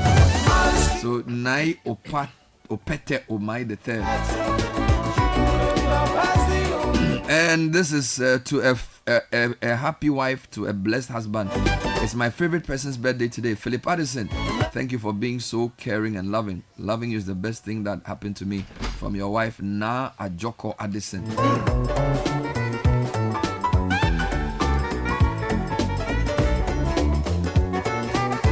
All right, so I think there are days where the topic sets itself. Yeah. The topic selects itself. So we're going to just basically take reactions, but let's finish the birthday request. Another one here. Please wish my beautiful niece Amber Naila Abdul Mumin of Cornerstone International Academy, homeroom Michael Jordan, blessed 11th birthday. Happy birthday, Ambelicious Amber, from your auntie Fatima, your uncle Kamal, and your cousins Katale, Pana, and Cassie. We love you dearly, our official housemate Amber Naila Abdul Mumin of Cornerstone International. Nathan? Yes. I want to say happy birthday to my uncle, Mr. Kofi Nate, aka Zoku Azokoze. Hey, Azokoze? Yeah, I like the Uncle name. Zoko. That's so. Charlie? He's the oldest of like my mom's siblings. No, I like the name. Yeah. Azokoze. Yeah. So he's called Zoko, but the name has undergone several. So Azokoze, Z, Zo, Zoks. He's a popular guy. Azokoze. So Uncle Zoko, happy birthday to you. Wish you the very, very best. I hope he's a brother man. Oh yeah, he's a brother man. He's a brother man, Charlie. So there's a brother man, Charlie. He's a big man. Charlie. He's a big man. Azokoze. He's a big man. Oh, I love the name, Charlie. I'll give it to somebody. Azokoze. He went to Laboni. Labosco. Yeah, he went to Laboni with my aunt. Arura. Yes, he went to Laboni with my aunt. No, my sister went to Laboni. I see. It'd be proper school. Great Labosco. Great Labosco. You know, it's Selom Adonu school. Oh yeah, that's Selom school. Some men went to 6th form there. Okay. You know, Laboni be proper school. Be proper school. Yes. Great Labosco. Yes. All right. Oh, Zoko, Charlie, you do. A few more. This one help me wish my daughter Bernardina Enyam Ajo Dede Seboabe a blessed birthday. May the Lord continue to order her steps into his perfect will. This one says happy birthday to Mrs. Sandra Kofi, a chartered accountant and a chartered tax practitioner. She's the director of audit at the Sekondi Takrady district office. The message is coming from Sami Intifo. Okay. Sami Intifo. A few more coming through, Nathan. To my Adia Penna, thank you for filling my life with love, laughter, and happiness. I'm grateful for these 3 stunning years with you. Happy 3rd anniversary to the woman who makes my heart race and my life complete. I cherish every moment with you and looking forward to a great future with you. This is to Paulina Apia Kubi of Fidelity Bank. To Paulina Apia Kubi of Fidelity Bank from Nana K. From Nana K. No, Azoko, Charlie Zoko. You know, I had an uncle who went to Lavoni. I see. No, Lavoni, they no, Lavoni, they do. They be big, Walk there like that. They be big people. Proper people. Great Lavos go down, Charlie. No, Lavoni, Samuel, Charlie. You they do Suesco, but Lavoni today. It was my second choice. Oh, okay. So if I didn't end up in where I went, I would have been a Lavos school man, Charlie. All right. So I think the question today is very simple. Okay, has Trump won or we should wait? Because he has already won. Or because Fox News has said that he's won. Yeah, that's I think right. everybody's projecting he's won. On the fact. So he's won. Yeah, he's won. already spoken about him won. having been re-elected and so the vice won. president. Without fear of contradiction. Yeah, without any fear of contradiction. The numbers show that there's no way, there's no real path for Hillary to make it to the president. No, not Hillary, Kamala. Kamala, yeah, forgive me. All right, so the question is reactions to Kamala, reactions to Trump's victory, right? Reactions to Trump's victory. Was it surprising? And what does it mean for the world? So let me just frame it properly so we can get some proper comments. So any surprises there from listeners in terms of Trump winning? Pretty healthy, actually. So it's, the swing states, he actually won almost all for now, at least apart from Minnesota. I think Wisconsin is even tilting towards him. Yeah. Pennsylvania went. We don't know about Arizona, but basically he's won about 5 already. Yeah, Arizona is still in play. So the question to our listeners this morning is how surprised are you about the outcome of the result, particularly because the polls said it was the closest election in U.S. history. It was something. But you said if you are in a close race with Donald Trump, you won't win. I know. Just asking this. Yeah. So as things stand, we are not in ordinary times. That's what we expected to do. Yeah, I'm just asking. So, for example, assuming that happens, will all this counting end? No, the official records? They need to wait for the official 270. Yeah, that's right. The projections are that he's won, and this is something they've done for long, so they know. I don't know if she will call though. I'm not sure. Probably she would. I don't know. But he's already announced. Yeah, I'm just saying. Whether he calls or not, it's already. You get my question. I mean, so if she calls to say, okay, you know what, you've won, does the count end? No. Finish it. Make sure the numbers are correct, and then they will certify for the records. Yeah, that's right. For the records, they've sort of closed their watch party to wait till later. Don't forget, it's almost in Florida. It's around 2:45, 2:48 a.m. On the East Coast. It's closer to our time relatively than on the West. So people are now going to bed. So I have a question for listeners this morning. Were you surprised at the outcome? It looks like a decisive victory. It didn't even look that close. Decisive. And for the first time in 7 elections, the Republicans have won the popular vote. Now that's very serious because even in elections that Republicans won, the Democrats won the popular vote. This is the first time that they are winning the popular vote. That means that basically when you put all the votes together, and don't forget Florida in 2000 where Al Gore won the popular vote and lost the electoral vote and it became a big issue. The Republicans don't tend to win the popular vote, but it looks like for now he's winning the popular vote. Any surprises there? And the second question for listeners is, what does a Trump comeback mean for the world? This is not just for America. This is not about America. This is about the whole world, right? I mean, we are talking about cedi to dollar. So let's not pretend as if we are some country that doesn't depend on US. I mean, the big issue in Ghana is 16 cedis to the dollar, right? So the US and who leads it affects everybody. So it's not even like it's a topic for everybody.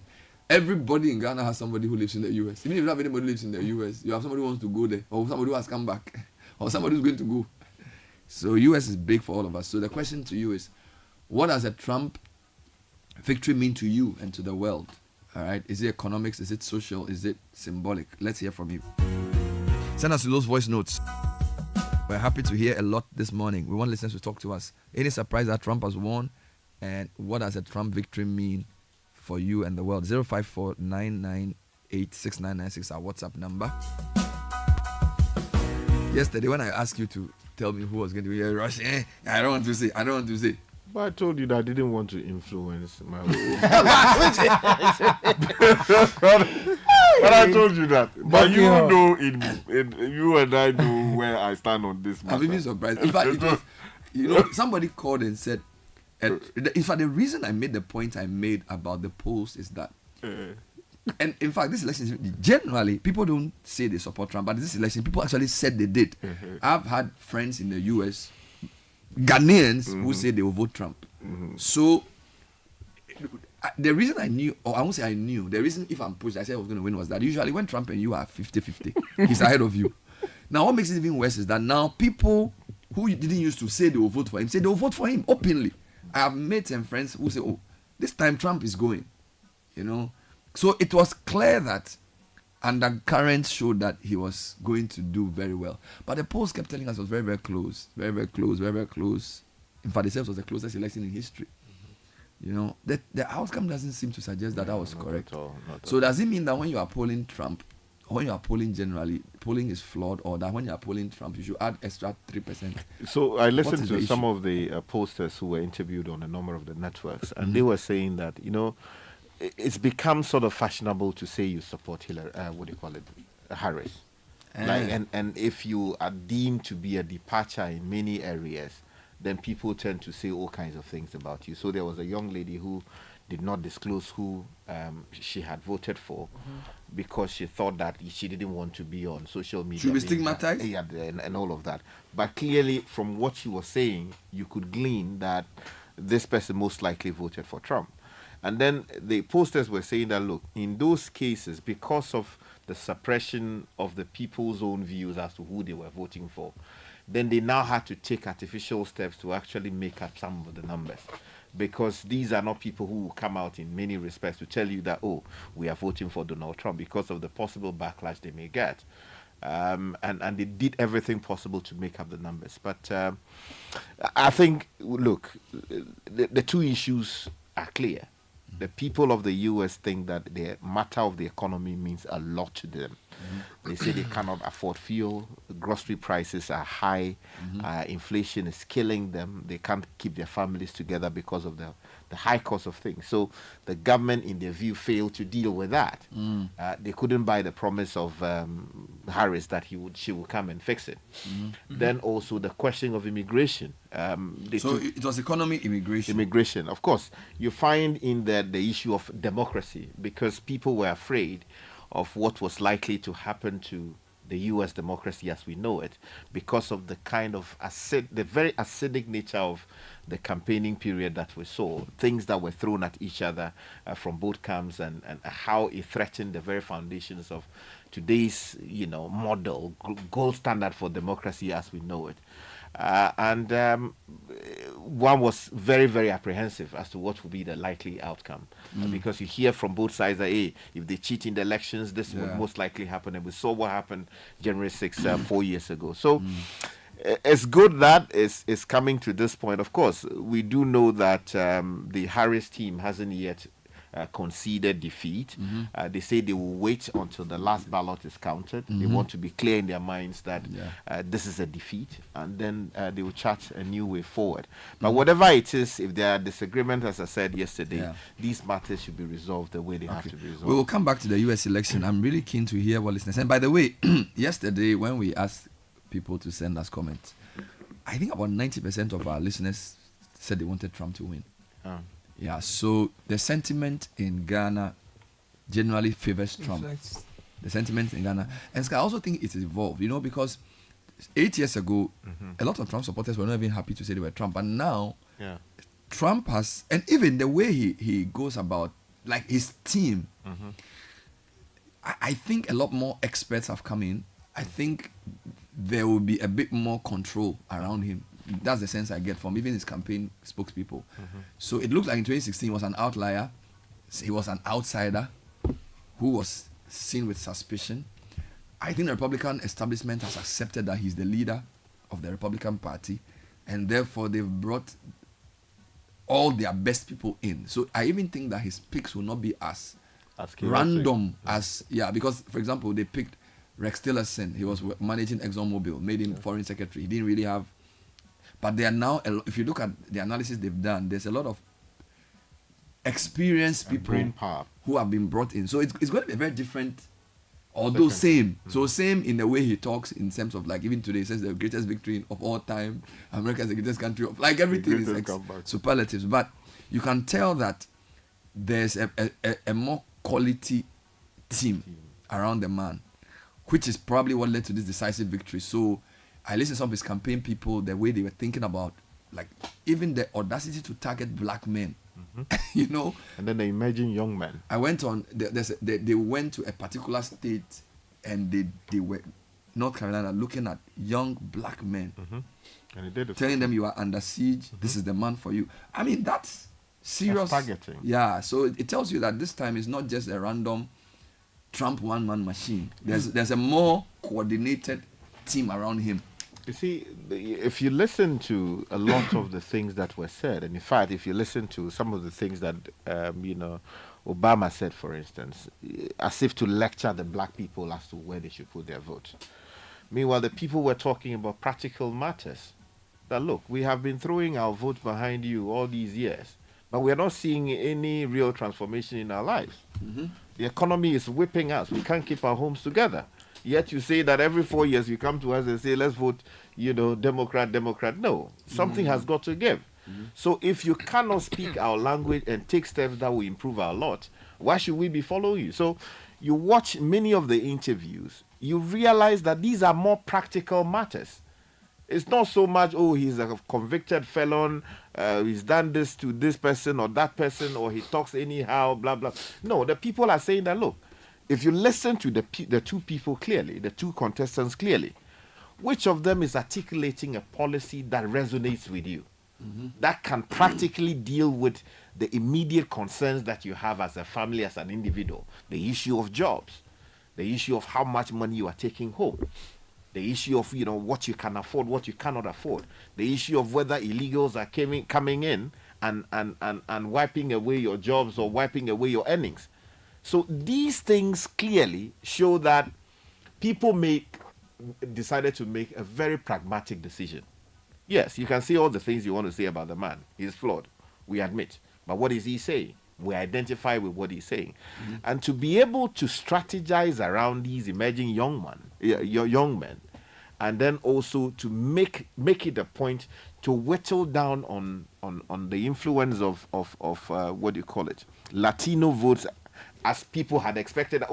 Because of what had happened in at the what's the name of the place? Madison Square Garden. Is that how you call it? Yeah, that's where the guy said something about the Puerto Ricans, garbage and all of that. The expectation was that there was going to be a suppression of votes from the Latino world. But there was some precise targeting which has returned wonderful, results for Team Trump. Okay. And, all right, let's do a few quick announcements. We're taking your comments shortly. If you're ready to take control of your career, then join the ABSA Ghana free Ready to Work webinar titled Navigating the Job Market. It's on Thursday, 14 November. It will be live on ABSA Ghana's Facebook page and on YouTube channels at 10 a.m. Learn from experts as they share valuable insights on job searches, strategies for developing a winning CV, current interview techniques, and career development. Don't miss this opportunity to gain the skills and knowledge you need to succeed. Your story masters with ABSA. Let's talk about the affinity. You could get a great financial support without any hassle. We give you the right tools to keep your banking simple and help you grow. So whether you are starting something new, managing your finance, or just getting through the day-to-day, they are here to make things easier. No monthly fees, no transaction fees, zero fees. Imagine banking where you don't have to keep an eye on those extra charges sneaking in. If it sounds like something you'd like to be part of, dial *229# to get the app or check out affinityghana.com. With Affinity, you're not just banking, you're in. Second social media trends is next and is brought to us by... It's brought to us by Telecel. Telecel. More money promo is ongoing. They say get ready for this. Just we've added 2 extra months, giving you even more chances to win big. We are now rewarding 4 lucky winners with 30,000 Ghana cedis every week. $1 million Ghana cedis is the grand prize, still up for grabs. So keep purchasing data or airtime. Reload data on your fixed broadband to get closer to becoming a millionaire. The more you reload, the better your chances of winning. Don't miss out. Dial *500#. Send win to 500. Visit the Telecel Play app to opt in for free. T&C supply. The promo is regulated by the NLA on the Caritas Lottery platform. Telecel, connecting energies. And we've got exciting news. Here's a join us at selected branches from now till November 8, 2024 at our SME fair and get incredible discounts on toiletries, provisions, clothing and drinks, so much more. Now, from Monday to Friday, a First Bank SME Fair moves to Santa Maria branch. We call it Blue Kiosks Junction, Tema Community 1. You find us near the Market Square at Spintex. You find us near Allied Oil Filling Station at Dansuman. We are at the Dansuman Market. Visit any of these branches. You will enjoy free eye screening and coconut while you shop. The number to call is 0531 072 643. First Bank, you first.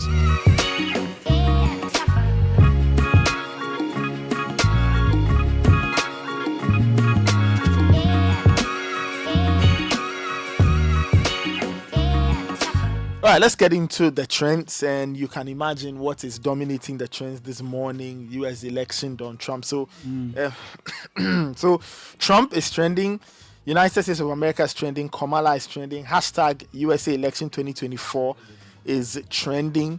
Elon Musk is trending. Biden, Pennsylvania, Democrats, election day, Republicans, Georgia, White House, MAGA 2024. Trump chaka everywhere. So those are in fact, so I think the Fox folks have put up what do you call a projection, basically calling it a Trump victory. Okay. And it said Fox News projects Trump elected 47th president of the U.S. Okay, so those are the big things on the trend. trend. It's a very funny website I usually go to. What's that?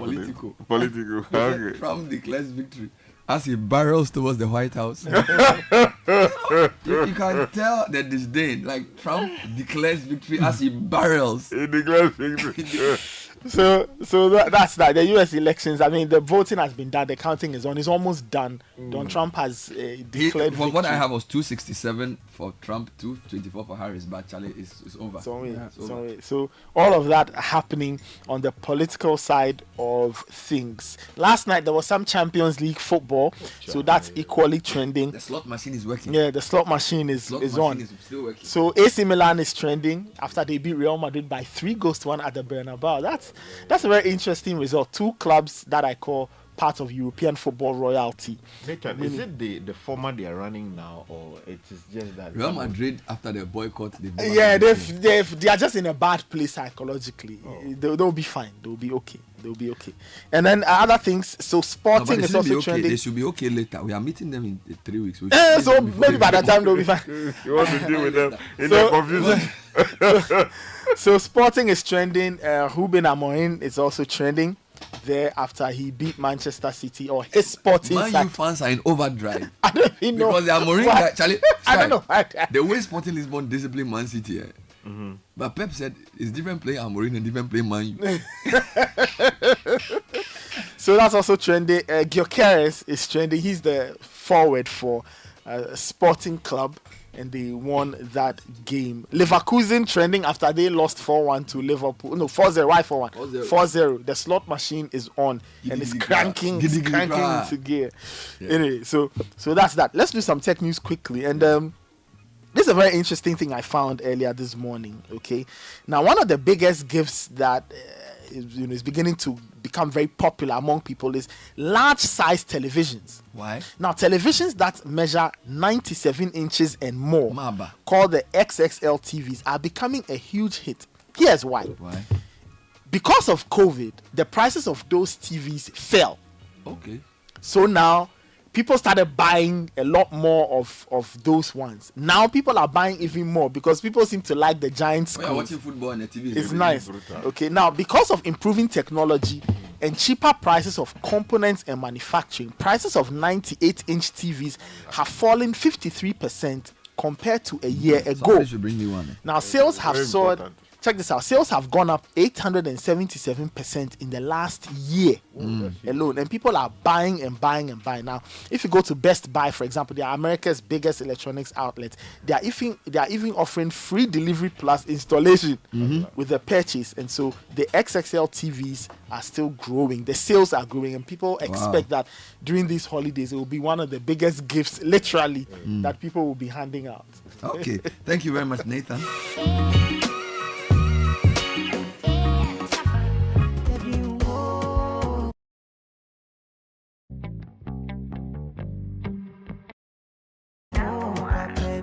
Looking for a bank to rely on.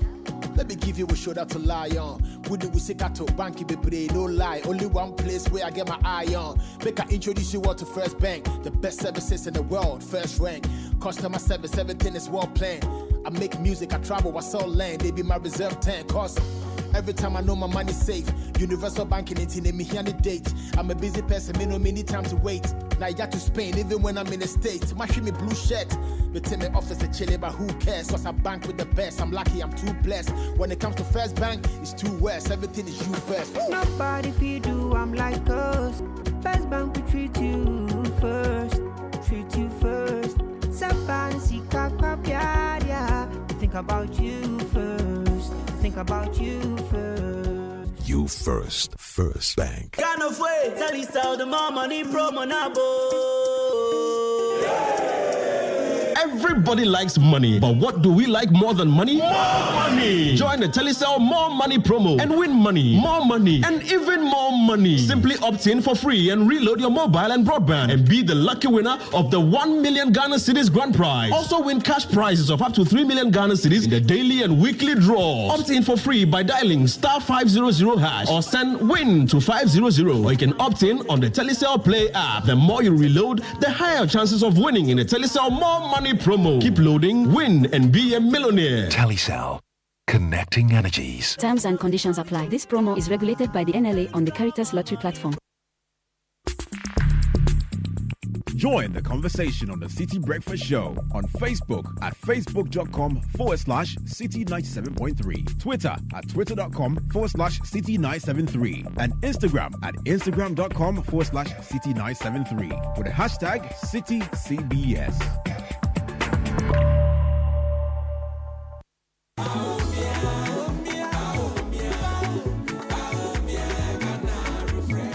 From the classroom to the lab, from the village to the city, the NPP's commitment to education is building a brighter Ghana. Free SHS isn't just about free tuition, it's an investment in Ghana's future. We have topped it up with free TVET and STEM education, skilled graduates, innovative thinkers, and a thriving economy. That's the promise of free SHS. 3 of my cousins have benefited from free SHS since 2017. One has graduated and is in nursing training. The other 2 are also in the university. I'll vote number 1. I'll vote for Baumia on December 7th. We are building a better tomorrow through education. Vote NPP. Vote number 1. Vote Baumia. Baumia means business. Estro.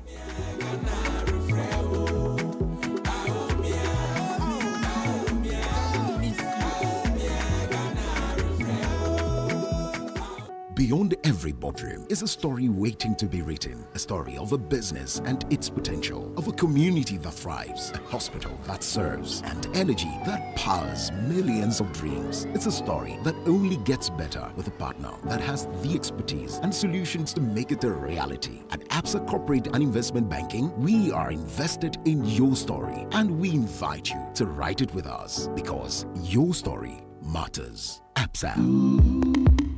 Authorized FSP and registered credit provider. This is a special security announcement. Trellador, Africa's strongest burglar proofing, announces big discounts on all sliding security barriers, roller shutters, and clear guards to protect homes and offices from criminals. Trellador is fighting rising prices by offering big savings and lower prices. Be safe, secure your premises. Google Trellador or call 0561 24 24 24. Trellador, Africa's strongest burglar proofing.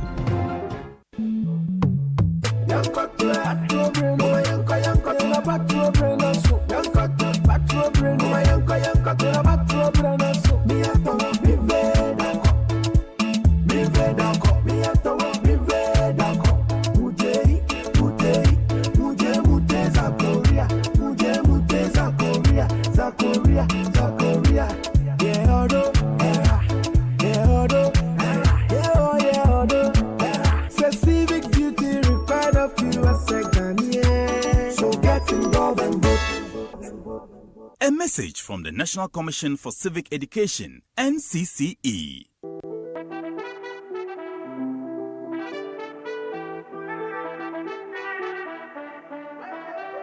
Hey, put your phones in the air. Hey, wave your awesome cameras. Why the party day? You boss like Samsung Galaxy. Hey, get out the way, get out the way. Make way for the boss. Get out the way, You need long-lasting battery life for this party. Take a picture, my sister. Boss. Choose a phone like a boss. Show me your Samsung Galaxy. Hey, wait till this morning. Boss. Take a picture, my sister. Choose a phone like a boss. Show me your Samsung Galaxy. Then a baby mommy. Get out the way. Make way for the boss.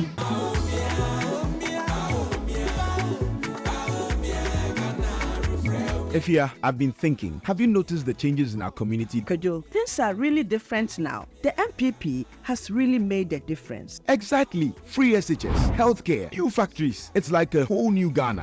And don't forget, electricity is so much reliable now. I remember when we used to go days without light. True. The NPP has done a lot to improve the basics. Ajua is a beneficiary of free SHS. And now, she is in university. And that's the kind of leadership we need. Someone who is focused on making things better for everyone. But Efia, still there are a lot more to be done for the development of Ghana. Absolutely, Kojo. The NPP has shown that real progress is possible. On December 7th, let's vote to keep this positive impact going. Vote number 1 on the ballot.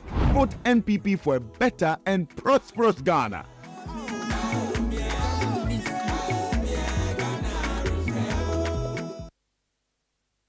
This is the Citi Breakfast Show, the city's biggest conversation.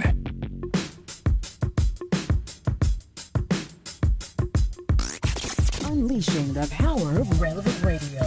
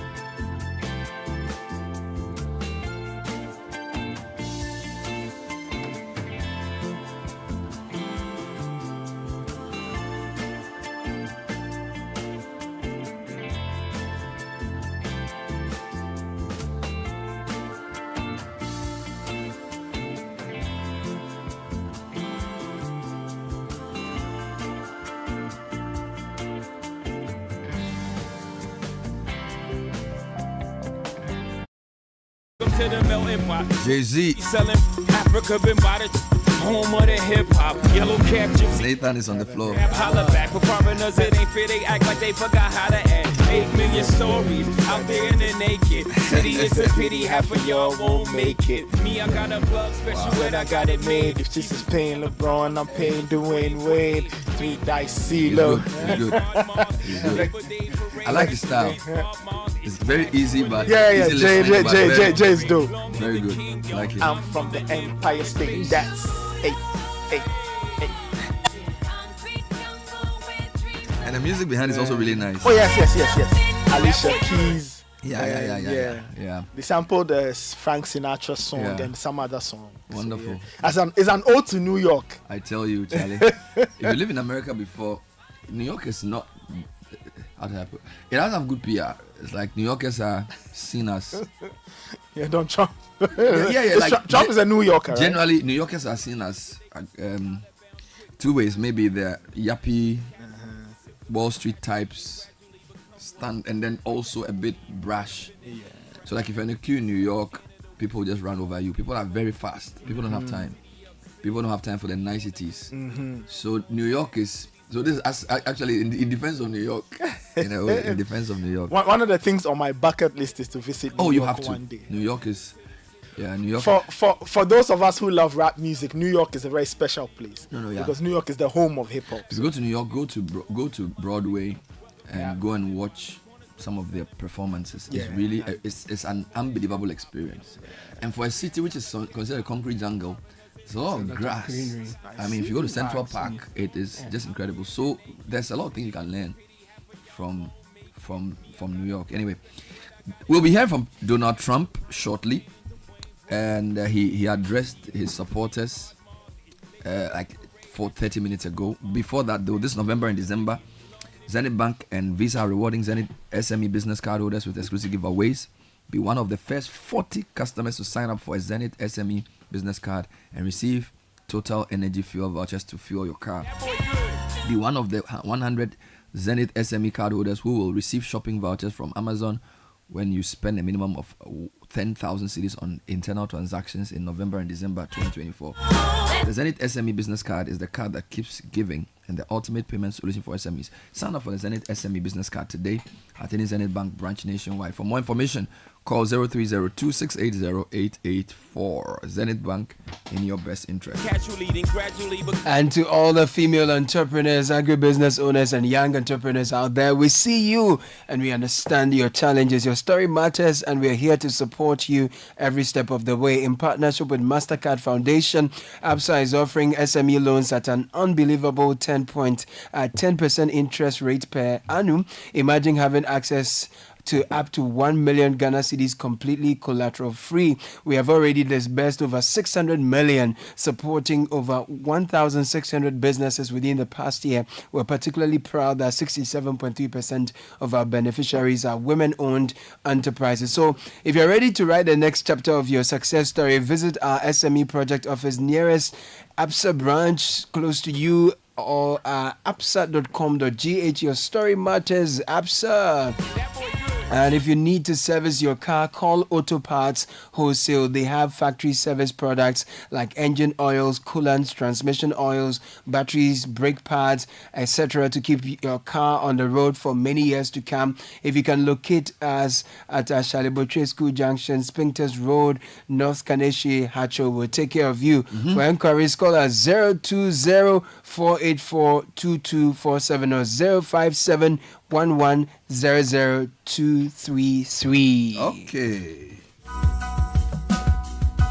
All right, let's get a few more through. Yes, Heritage Christian University College is here. They are at Amasaman behind the Olympic Stadium, and they've opened admissions for the January 2025 intake. They are set up to provide a missing link in tertiary education through creativity and innovation. Call them on 020-229-8399 to find out more, or you can visit their website hcuc.edu.gh for more details. Heritage Christian University College, educating compassionate entrepreneurial leaders. And if you are looking for litigation-free land, contact Kingdom Royal Estates. They specialize in land acquisition, construction, design, property management, and more. They are at Cantonment, opposite Soul Clinic International School. Call them on 0557-555-909 or send them an email, info@Royal Kingdom Estate. Royal Kingdom Estate, building communities, nurturing dreams. The Economic and Organized Crime Office is collaborating with the GES to organize its first nationwide essay competition for students from Basics 4 to 9 and senior high schools. Now, if you are in Basic 4, 5, 6, your assignment is simple. Write a 14-line poem or a sonnet on one of the following topics: human trafficking, cybercrime, and money laundering. If you are in Basic 7, 8, and 9, your question is: how can social media exposure and the threat by cyber criminals affect the Ghanaian child? Your word limit is between 450 and 500 words. And if you're in senior high school, discuss the way forward for Ghana on the impact of youth employment and on organized crime, or examine human trafficking and its impact on Ghanaian youth and propose solutions. Your word limit not less than 600 words. You can call 0579 709077 to find out more. And MSMEs power over 70% of Ghana's GDP and they employ 85% of its workforce. Yet they continue to face challenges like limited access to credit and essential skills. Join the GIZ for the Greater Accra Regional Network on Entrepreneurial Development and Employment Promotion Conference themed Sustainable Solutions for Enterprise Development and Employment Promotion, the role of the Union of Stakeholders. It's a 2-day event, 12th and 13th of November at the Kofi Ohene Kunedu Hall, UPSA, 9:30 a.m. daily. Call Benis on 0244 311 409 to find out more. Right. We are thrilled to announce the return of your favorite Coca-Cola Original Regular Taste in 300 ml glass bottle. You can now buy and enjoy the refreshing taste of Coca-Cola with the convenience of returning your glass bottles for reuse. So dive into a world of flavor with Coca-Cola, Fanta and Sprite, all offered in the iconic 300 ml returnable glass bottle at the magical price of 3 cedis 50 per Suez. For those who prefer a different twist, your favorite Coca-Cola drink is also available in 30 cl or 300 ml recyclable PET bottle priced at 6 cedis. For more details on this campaign and activation schedule, visit our social media pages, Instagram and Facebook at Coca-Cola_GH. Experience real magic with Coca-Cola's original taste. Okay. America, America, America, break the neck of this apartheid. America, America, America, break the neck. Unleashing the power of relevant radio. This is Citi 97.3.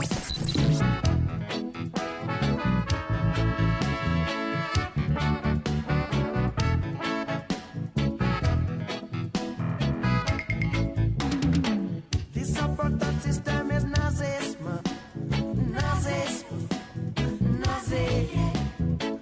This apartheid system is Nazism, Nazism, them a Nazi. This apartheid system is Nazism, Nazi, them a Nazi.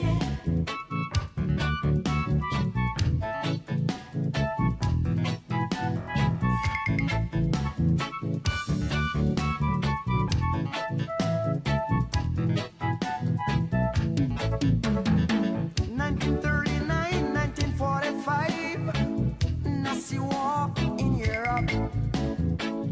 Today, 1985, Hitler on a rise in South Africa. America, America, America, I say break the neck of this apartheid. America, America, America, you got to break the neck of this apartheid. America, America, America, I say break the neck of this apartheid. America, America, America, I say break the neck of this apartheid. So we're going to America. President-elect, I think we can all safely say Donald John Trump addressed his supporters at a rally in Florida. Let me bring you some highlights of that address. Then I would hear from you. What do you make of a Trump comeback? Any surprises for you?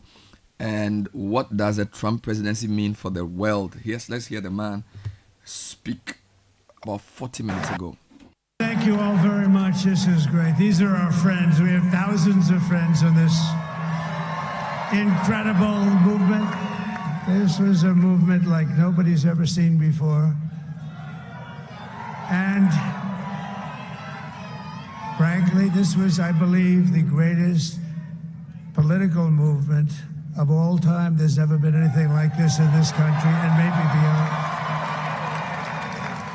And now it's going to reach a new level of importance because we're going to help our country heal. We're going to help our country heal. We have a country that needs help, and it needs help very badly.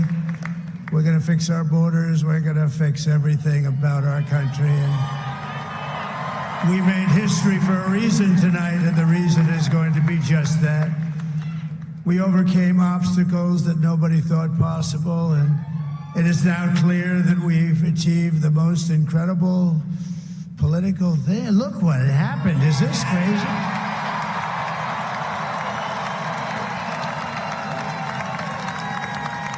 but it's a political victory that our country has never seen before, nothing like this. I want to thank the American people for the extraordinary honor of being elected your 47th president and your 45th president. And every citizen, I will fight for you, for your family, and your future. Every single day I will be fighting for you, and with every breath in my body, I will not rest until we have delivered the strong, safe, and prosperous America that our children deserve and that you deserve. This will truly be the golden age of America. That's what we have to have. This is a magnificent victory for the American people that will allow us to make America great again. And in addition to having won the battleground states of North Carolina, I love these places, Georgia, Pennsylvania, and Wisconsin, we are now winning in Michigan, Arizona, Nevada, and Alaska, which would result in us carrying at least 315 electoral votes,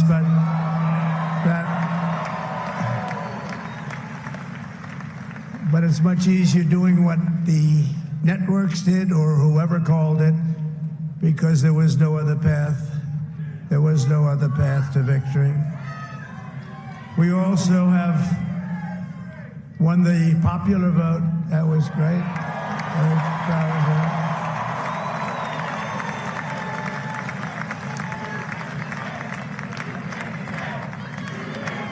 Thank you.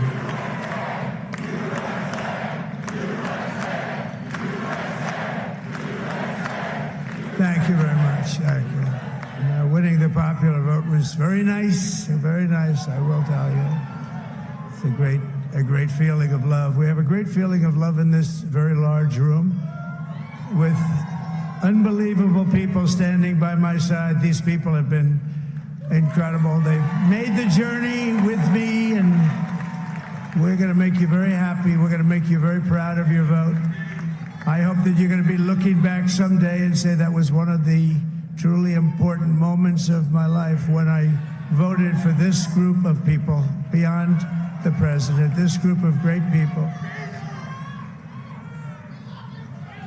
America has given us an unprecedented and powerful mandate. We have taken back control of the Senate. Wow, that's good. And the Senate races in Montana, Nevada, Texas, Ohio, Michigan, Wisconsin, the great Commonwealth of Pennsylvania, were all won by the MAGA movement. They helped so much. And in those cases, every one of them, we worked with the senators. They were tough races, and I mean, the number of victories in the Senate was absolutely incredible. And we did tele-rallies. We did tele-rallies with each one of them, and sometimes we did 2 or 3 and it was amazing to look at all of those victories. Nobody expected that, nobody. So I just wanted to thank you very much for that. And you have some great senators and some great new senators. And it also looks like we'll be keeping control of the House of Representatives.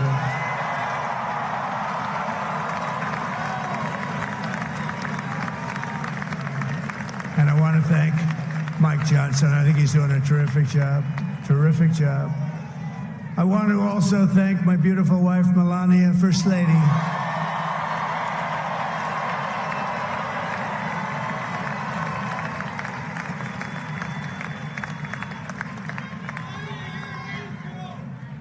Who has the #1 best-selling book in the country. Can you believe that?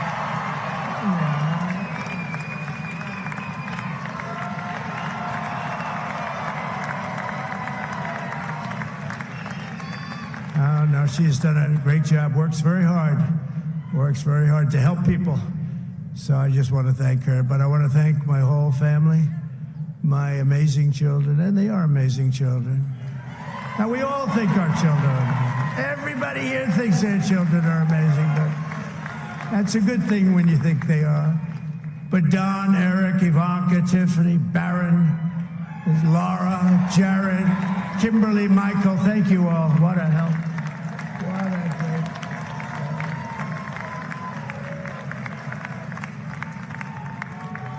My father-in-law, Victor, is tremendous, and we miss very much Melania's mother, Amalia. We miss Amalia, don't we, huh? She would be very happy right now, standing on this stage. She'd be so proud. She was a great woman, that one. Beautiful inside and out.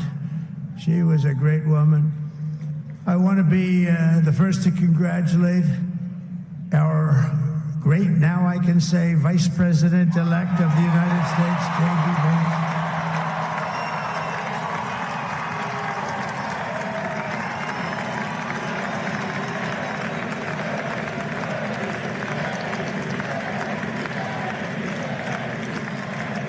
And his absolutely remarkable and beautiful wife, Usha Vance. And he's a feisty guy, isn't he? You know, I've said, go into the enemy camp, and you know the enemy camp is certain networks, and a lot of people don't like to, sir, do I have to do that? He just goes, okay, which one, CNN, MSDNC? He'll say, all right, thank you very much. He actually looks like, he's like the only guy I've ever seen, he really looks forward to it, and then he just goes and absolutely obliterates them. Say a couple of words.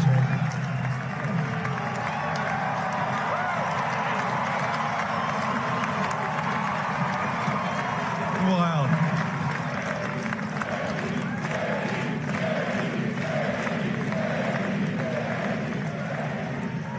Well, Mr. President, I appreciate you allowing me to join you on this incredible journey. I thank you for the trust that you placed in me. And I think that we just witnessed the greatest political comeback in the history of the United States of America.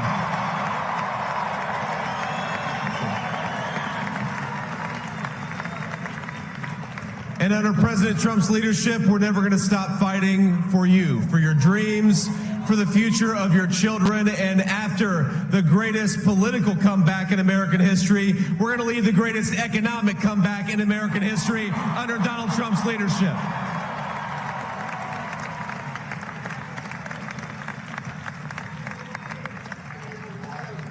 Thank you very much.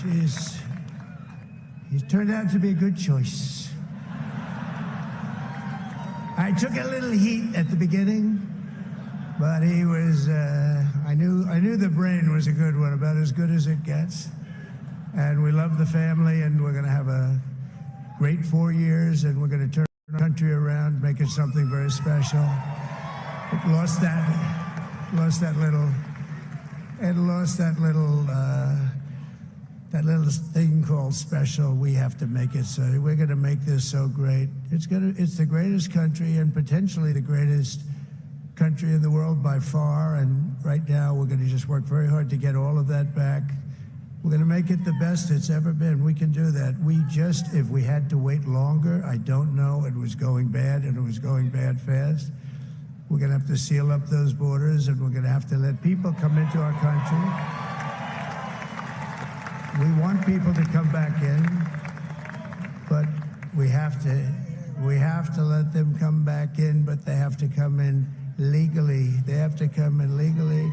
We've been through so much together, and today you showed up in record numbers to deliver a victory like no other. This was something special, and we're gonna pay you back. We're gonna do the best job. We're gonna turn it around. It's got to be turned around. It's got to be turned around fast, and we're gonna turn it around. We're gonna do it in every way, with so many ways, but we're gonna do it in every way. This will forever be remembered as the day the American people regained control of their country.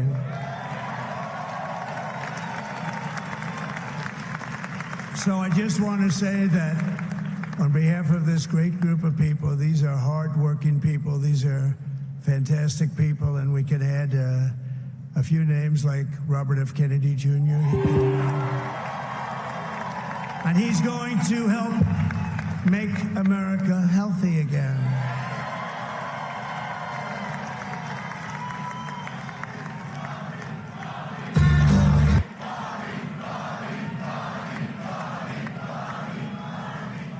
And now he's a great guy, and he really means it. He wants to do some things, and we're going to let him go to it. I just said, but Bobby, leave the oil to me. We have more liquid gold, oil and gas. We have more liquid gold than any country in the world, more than Saudi Arabia. We have more than Russia. Bobby, stay away from the liquid gold. Other than that, go have a good time, Bobby. We're going to be paying down debt. We're going to be reducing taxes. We can do things that nobody else can do. Nobody else is going to be able to do it. China doesn't have what we have. Nobody has what we have. But we have the greatest people also. Maybe that's the most important thing. This campaign has been so historic in so many ways. We've built the biggest, the broadest, the most unified coalition. They've never seen anything like it in all of American history. They've never seen it. Young and old, men and women, rural and urban. And we had them all helping us tonight. When you think, I mean, I was looking at it, I was watching it. They had some great analysis of the people that voted for us. Nobody's ever seen anything like that. They came from all corners, union, non-union, African American, Hispanic American, Asian American, Arab American, Muslim American. We had everybody, and it was beautiful. It was a historic realignment, uniting citizens of all backgrounds around a common core of common sense. You know, we're the party of common sense. We want to have borders. We want to have security. We want to have things be good, safe. We want great education. We want a strong and powerful military, and ideally we don't have to use it. You know, we had no wars. 4 years we had no wars, except we defeated ISIS. We defeated ISIS in record time, but we had no wars. They said, he will start a war. I'm not going to start a war. I'm going to stop wars. But this is also a massive victory for democracy and for freedom. Together we're going to unlock America's glorious destiny, and we're going to achieve the most incredible future for our people. Yesterday, as I stood at my last stop on the campaign trail, I'll never be doing a rally again. Can you believe it? I think we've done 900 rallies approximately from them. Can you imagine? 901 something, a lot of rallies. And it was sad. Everybody was sad. Many people, I said, this is our last rally. But now we're going on to something that's far more important, because the rallies were used for us to be put in this position where we can really help our country. That's what we're going to do. We're going to make our country better than it ever has been. And I said that many people have told me that God spared my life for a reason.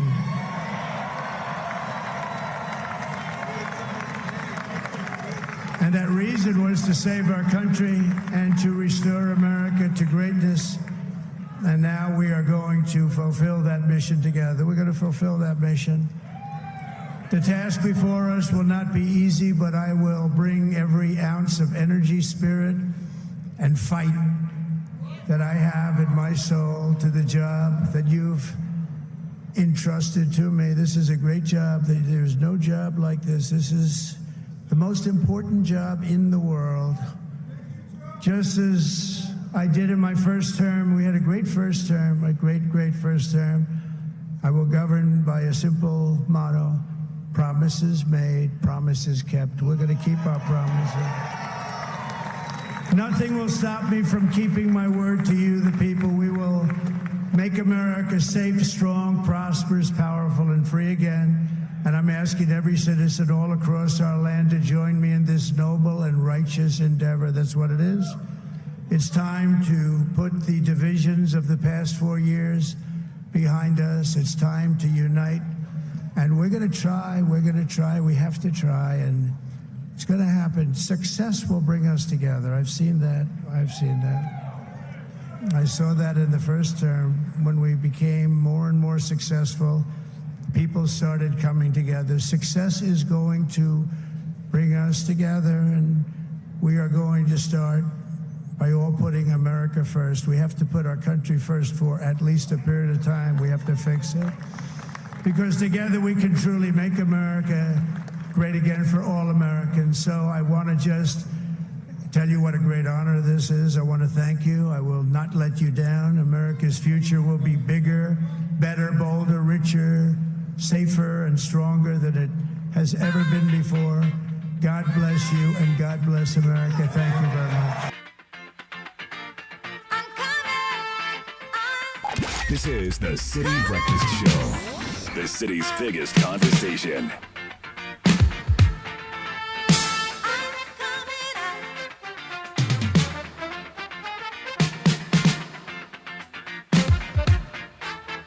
The Citi Breakfast Show. Rise above the noise.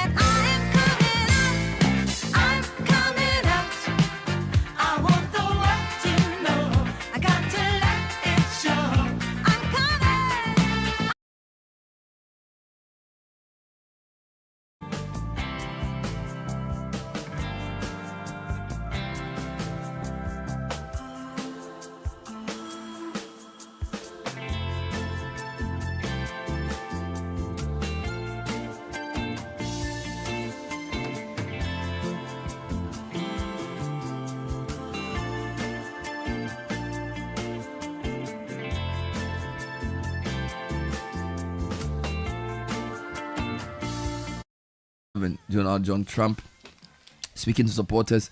Very interesting at the end where he was saying that he built the biggest coalition. Of course, Trump has superlative. But he said something interesting. It's like we had young and old, we had rural and urban, we had rich and poor, we had African American, we had Latin American. He basically was trying to talk about the broad coalition of people who voted for him. And you can't argue with that. Yeah, that's because he's won the popular vote pretty resoundingly. Yeah, in excess of 5 million votes. Yeah, so he says he will keep his promises. He's talking about something else about the wars. He said in his 4 years there was no war. They defeated ISIS, and that they can have the world's strongest army, but they don't need to use it. Yeah. I thought that was quite interesting to say. That's quite interesting to say because, you know, initially he had said when he won in 2016, some people thought that he was, because of his nature, they thought he would actually do more war because of the America First. Some people felt that meant that he would be more hawkish. But his view was that no, we don't need to spend our resources fighting wars that don't benefit us. So it's actually not that hawkish. And it seems as if he's consistent in that he's not going to support all of those wars. Yeah, because at the end of the day, those take resources, and those resources drain the U.S., which means that the housing issues that the people face, you cannot effectively deal with them as a government.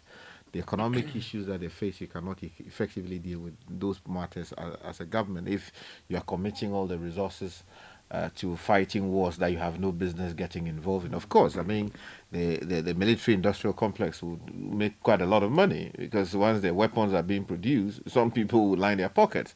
But at the end of the day, how does that benefit the poor person who needs, a roof over his head, who needs to be able to afford, groceries, who needs to ensure that, healthcare services are provided in a way that are really beneficial to everybody. So I think it's just a pragmatic thing to do. President Mills said that, look, enthusiasm. Remember when La Côte d'Ivoire was having a problem? Yes. And there was a talk about, let's send the military in there to intervene. He said, hey, Massa, we have our own problems. Let's talk about our problems. I mean, that's not to say that the U.S. should forget about, the rest of the world. I mean, there will be times when intervention will be necessary, when it is absolutely critical and the rest of the world thinks that is the right thing to do. But not where, every time they feel that they want to go and destabilize the country, they go. And I said to you that seems quite unorthodox, because a lot of people frame Trump as this aggressive guy, but he doesn't seem interested in war. No. And it also affects the military industrial complex because there's a lot of ammunition sales. Yes. They probably don't like the fact that he doesn't like too many wars. Yes, certainly. And I feel like if he can use his influence to stop the Russia-Ukraine war, he should stop it. And then what is happening in the Middle East as well? Yes. I just noticed that a couple of these world leaders have tweeted. Macron has congratulated him. Benjamin Netanyahu has congratulated him. And I'm sure everybody wants to quote him, which is the other point.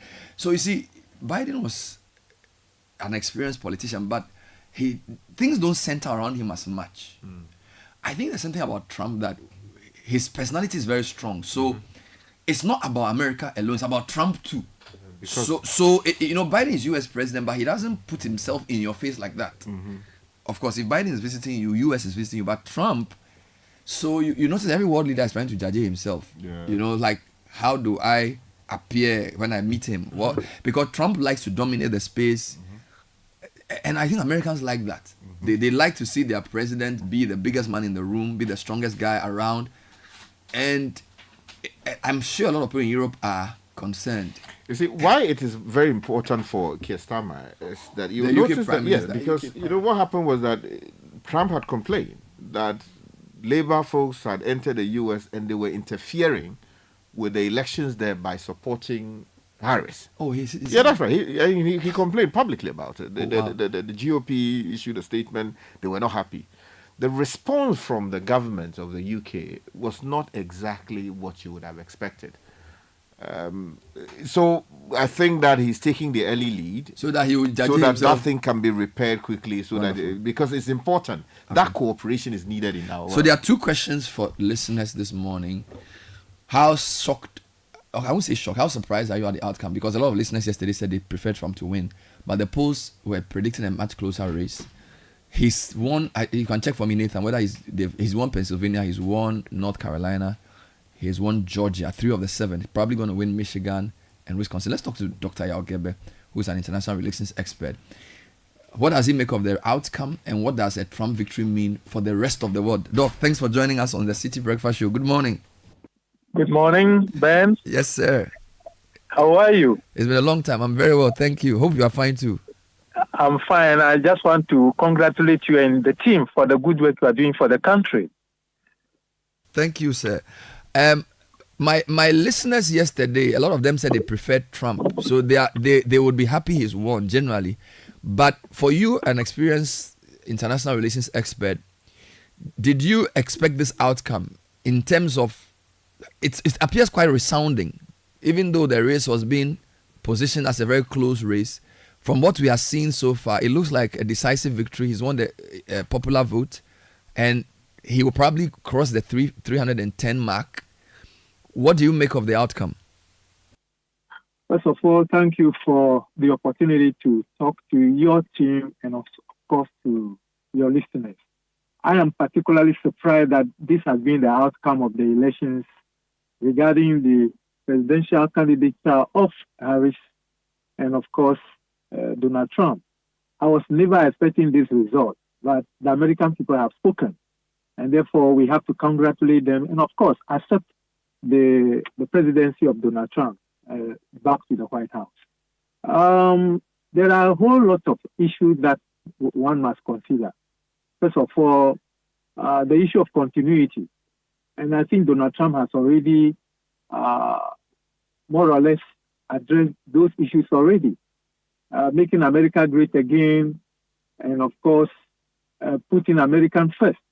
And these were the exact issues he was pursuing during the first tenure in office. And I do not expect Donald Trump to move away from these. Let me put it that these are some of his doctrines. And I'm a bit concerned because this is a new era. This is a new period. A lot of changes have happened or occurred in the international system. So I don't know how he's going to take it. And then secondly, the issue of indictment. There are so many cases that he's battling with at the courts in the United States. And therefore, he will be running the White House alongside those other concerns. And then thirdly, membership of international institutions and organizations. It is the same Donald Trump who attacked the United Nations, attacked NATO. In fact, his dealings in the Middle East, dealings with China, dealing with his neighbors in Latin America. These are issues that Donald Trump cannot run away from. Is he going to use the same yardstick in approaching these issues, or we will see a different Donald Trump? And I'm saying that there will be much more continuity than change when he comes back to the White House. And by continuity, you mean of his policies? All right. Before we get into what he would do, what do you think won it? You know, the polls kept saying it was going to close. You also said you thought it was going to be closed. If you look at the ranking of issues, economy was number one. Yeah. And I think the abortion issue, even though it was played up in the media, was probably not as important as we were made to believe, because swing states that were being positioned as very too close to call, in some cases 153% or whatever. So is it that what concerns American voters is much more different from what it was being pitched? It looks like the economy was still the most important thing, and possibly immigration. Some people even think the need for a strong man in a world that has become multipolar. What do you think was the most important driver of his victory? I can say that the conservative character or nature of the United States has won victory for Donald Trump. You know, the opposition candidate, Kamala Harris, tried to bring the youth, women, alongside to actually support her position on a number of issues. For instance, the abortion that you mentioned. But I don't think that conservative America would definitely not go with Kamala Harris on this issue. It's just they are in the minority. Most Americans would prefer to just keep things the way they are, and that has, to a very large extent, been demonstrated in the results, in the outcome that we have seen. To the extent that even Black African Americans were being pushed to support Harris, but they stood their ground. So the chameleon nature of the United, when I say chameleon, I'm saying that the variegated nature of the United States in terms of the spread of its population happened to go in the favor of Donald Trump. And therefore, we shouldn't be surprised that we are getting this kind of result. I particularly was actually thinking that Harris was going to win. And then when I was looking at the polls, that it was too close to call and all that, I was wondering whether too close to call will go into her favor. And lo and behold, it has now gone into the favor of Donald Trump. And that is the reality in the United States. And I think that the conservatives have taken the day. And of course, just to bring in something, this is the second time that Donald Trump has defeated a woman. You remember Hillary Clinton, and this time Kamala Harris. So it's America telling us that it's not yet the time for women. And so that's another aspect of it all. So Donald Trump has won. Now let's talk about what this means. You're saying the continuity doctrine in terms of his policies. And yes, in the speech I just played, he said he will fulfill his promises. But if you listen carefully to him, you can realize that there's a bit of a difference. For example, the team around him, yes, he stood there with his family, but it appears to me that now the full Republican Party is behind him. And therefore, there are more experienced political hands around him. So I'm not sure we can expect the same unorthodox style where there's meetings with his family members in the Oval Office. I mean, 8 years ago when he won, it was an outsider entering Washington. But now I see a lot of experienced political hands. He even called some of them to come on stage. Some of his spokespersons in the campaigns are people who are known to be experienced political strategists from within the Republican establishment. Does that not mean that his approach for this term will be different from his first term? Well, I have just listened to you, and I can see that all those things are symbolic. Those are symbolical trippings of the person we know as Donald Trump. The real Donald Trump is a different person. And I have made the point already that both locally and internationally, we will see the same Donald Trump. I listened to him talking about, just as an example, listen to him not continuing with wars around the world. The point is this: the national interest of the United States is paramount, regardless of what is happening. And therefore, if Donald Trump today comes into the office and the national interest of the U.S. is threatened, the same Donald Trump will no longer sit down and say that we will not use the armed forces of the United States. So the dynamics of the day determines what a leader or a head of state does. And so when I'm talking about continuity, I'm looking at it in terms of what he did previously and what the American Republican Party stands for. They are not a radical party. They do not go for issues which are going to sway the nation into doing things that are not in bed with the leadership of the Republican Party. So my sense of continuity as far as Donald Trump is concerned seems to be in place, unless something different occurs. And I don't see the Republican Party doing anything different. The reality of the day is that the Conservative Party, the Republican Party we know has taken over again. And then Donald Trump is no longer a new person to the White House.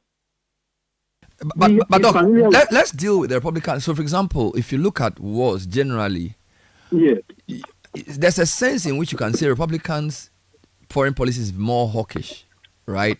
So, Gulf War I was Bush Sr., the War on Terror was Bush Jr., and, I mean, Adam Bolton, I think the name is, one of the more hawkish advisors of the Republican camp. Generally speaking, the Republican presidency tends to spend a lot of money on war. So for Trump to say that we can have the world's best army, but we don't think we need to use it, it's quite a different view of the general Republican thinking. All right. So my point is, that's going to be a contradiction, because he just said in this speech that I played that in his first 4 years there was no war apart from the war against ISIS, and he believes that we don't need to spend all of that fighting. Yet general Republican presidents have overseen more wars than Democrat presidents. So how is that going to be resolved? Let me make a correction there. First of all, about wars, and then the political parties which pursue war in the United States. It is not true that the Democrats are less hawkish than the Republicans.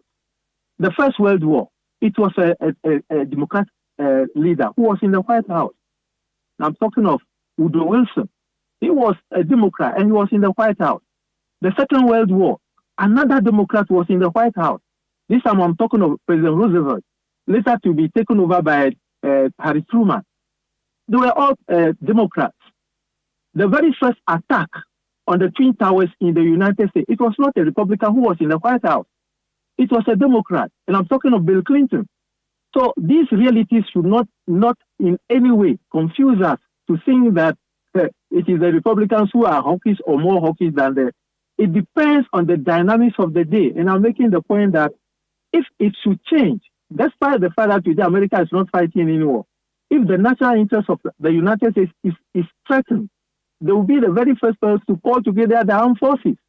So it depends on what is happening around the world, that's internationally, and then the nature of things going on in the United States. So that's just by the way. And then the second issue about the military-industrial complex. One of your panel members talk about it. The military-industrial complex is there to stay. It has been in place since the time of the Cold War, and it will continue. The armed forces, the industries, and then the political leadership. It is an avenue for making money.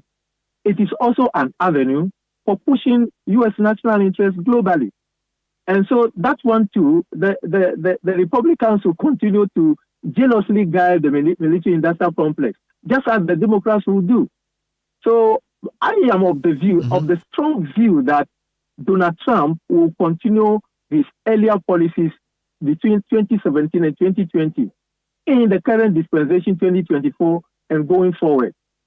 But the dynamics of the day will definitely determine. All right. Let's deal briefly with the Russia-Ukraine war in relation to Trump's relationship with Russia, because don't forget, in his first term there was a lot of accusation about his relationship with Russia, his friendship with Putin, and some people even suggested that because of his position on NATO, that look, NATO, they don't contribute, Europe doesn't contribute as much, and therefore they are not going to give that much money to NATO. Some people felt that if he had been president between 2017 and 2021, or at least as of the time that Biden was president, he probably would not, from 2021 to 2023, he would probably have not supported Ukraine, and therefore the war might not have happened.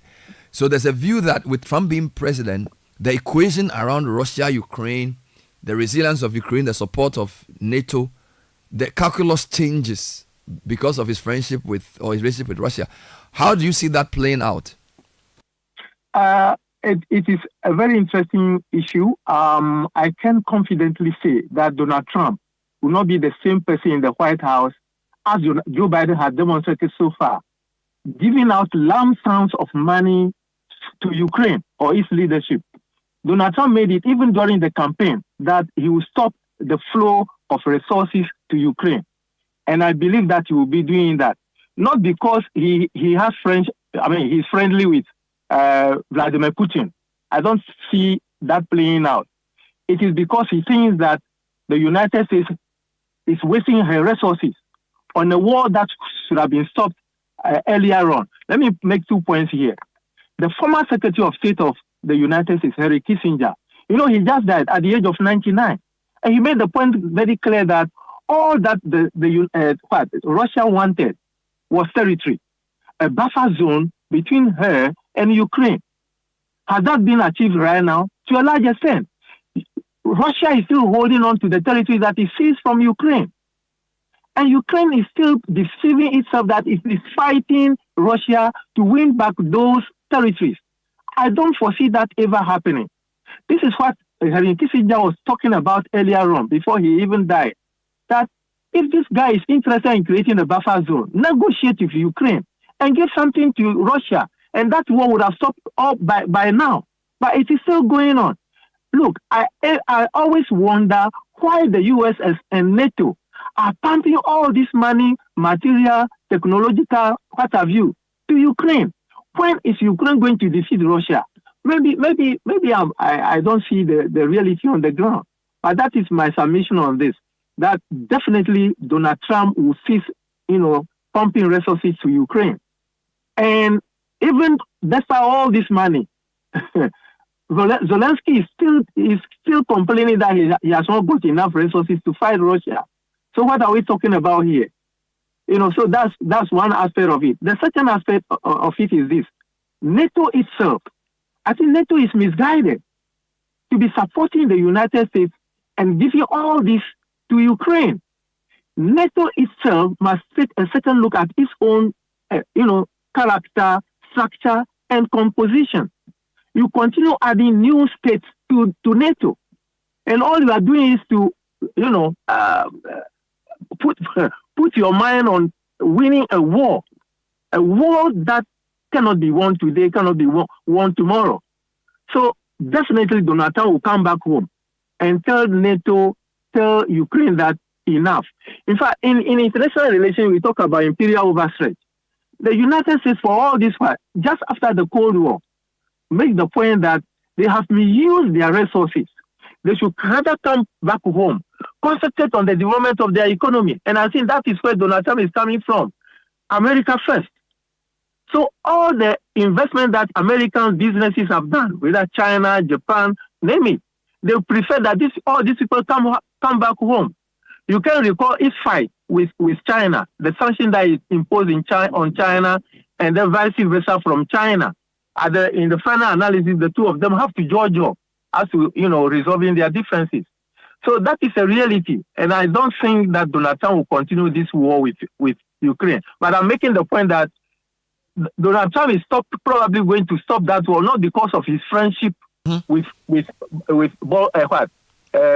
Putin, but because he wants to reserve resources for the utilization and the development of the United States itself. Now, thanks for staying. I have a few more questions for you, so please indulge me.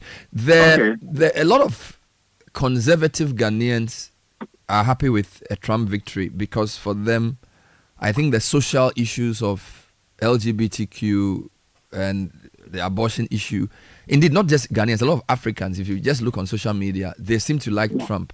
My question to you is, how do you think Europe will be receiving this news this morning? Because I sense Europe is a bit nervous about Trump. How do you see Europe receiving this? Yes, in the literature, we refer to Donald Trump as a unilateralist. That unilateralism is in him. Of course, the president, those who preceded him, Bush Jr., Bush Sr., they've always carved their own path when it comes to dealing with international institutions and organizations. And specifically talking about NATO would definitely be nervous because it is the same Donald Trump who told them that they should start paying for their security needs and that the U.S. is not going to play any leadership role in that area anymore. Not just to NATO, but also Japan, South Korea, and what have you. So that is the reality. NATO this morning will be very unhappy. They may not bring it out openly, but they'll be very unhappy that Harris didn't win. Because they know that Donald Trump on that issue of U.S. leadership when it comes to international security and of course, the security needs of NATO. The second issue has to do with Ghanaians. Our preference possibly for Donald Trump instead of Harris. I personally never liked the West dictating to us what we should do. We have our own principles, we have our own values. And therefore, if you just remember, the vice president, now presidential candidate for the Democrat, came to this country actually preaching gay and lesbianism to us. Please, it happened during the time of Atta Mills, and we remember what Atta Mills told the West. Leave it to us to determine our preferences. You can keep your money. That was Atta Mills, and today the same thing is happening. Mind you, Joe Biden, throughout the 4 years of his presidency, never stepped foot on the African soil. I don't know whether you've taken note of this. Yes. The vice president came, and all that he was doing with us or telling us is about, feminism, gays, lesbianism, and what have you. We also have our values. We also have our principles. On that score, I can say that I dislike Harris, but I am sorry that she couldn't win, and therefore. That's a very interesting view. So that in a way, Trump's unilateralism feeds into what you prefer, because America should not be telling people how to live their lives, so that they don't tie economic aid to social values necessarily. Although if you listen to Kamala Harris when she came to Accra, she was very clear on the LGBTQ issue. We don't expect the position of U.S. supported institutions on that to remain what it was, because Kamala was very clear that LGBTQ is a human rights issue, and indeed it generated some discussion in Ghana. You don't expect, because obviously the posture of the president will determine how the United States institutions respond to this. And now that he controls the Senate, it seems as if on those social issues, the U.S. is not necessarily going to push them anymore. Yeah. That is very, very true. And the LGBTQ++ issue was actually in Parliament, almost going to be sent to the president. I'm talking of the president of Ghana, when Kamala Harris came to this country. And I think the timing was very wrong.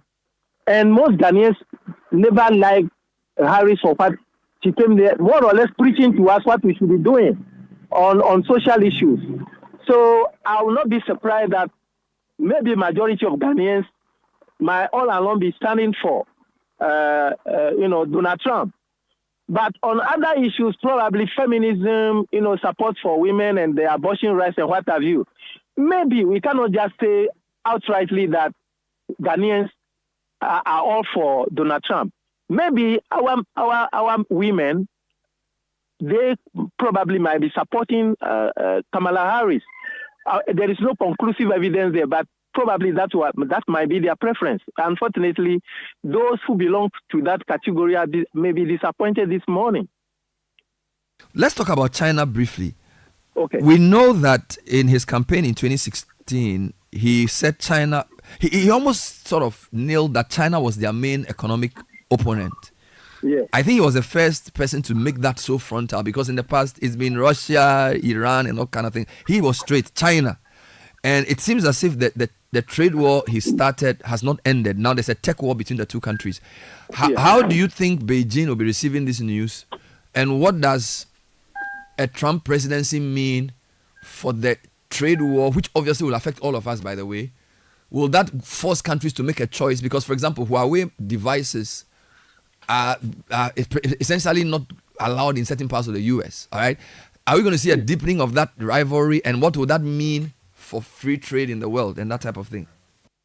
Okay, we all know that the WTO presides over trade issues globally, and unfortunately, the US has in place a particular reservation clause, which clearly dictates that the WTO cannot overrule the United States when it comes to bilateral negotiations or trading activities with another nation in the world. And here we are talking of a leading player, China.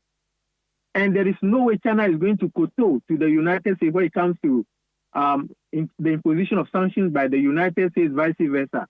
So there is the need for a new day for negotiation between the two countries. But let me quickly jump to something. The United States has itself created a problem for herself. That is dealing with Taiwan and dealing with mainland China. There is a concept we talk about, that's one China policy.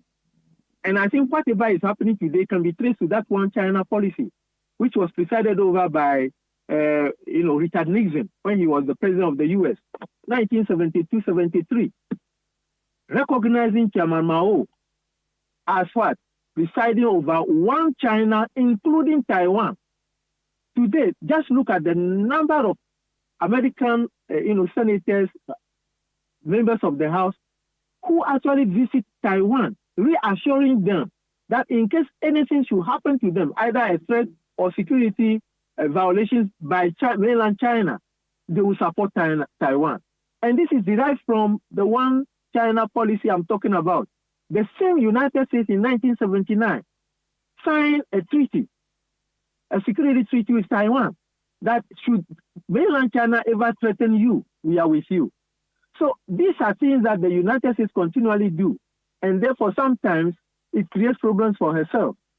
Now, if you link this to what is happening right now, though we may be talking about good relations between China and the United States on the basis of diplomacy, everyday diplomacy, conclusively there are serious issues between the two of them. One of them, which we have just talked about, trade issues. And knowing Donald Trump is not going to sleep over this. If it happens, if it should come to even imposing more sanctions on China, Donald Trump will do it.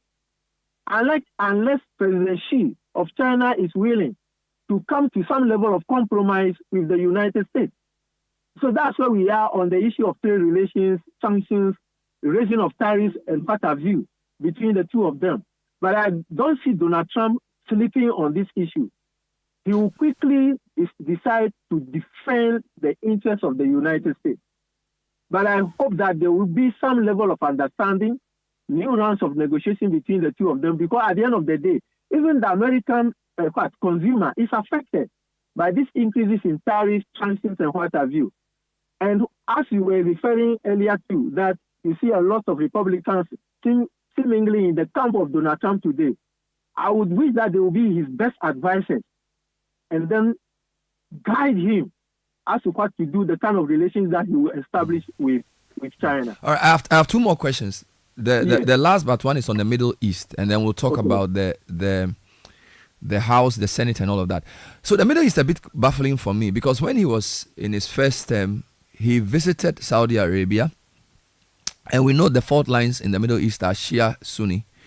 Yeah. So, and clearly, U.S. has been for some time now allied with the Sunnis more. You can say this, right?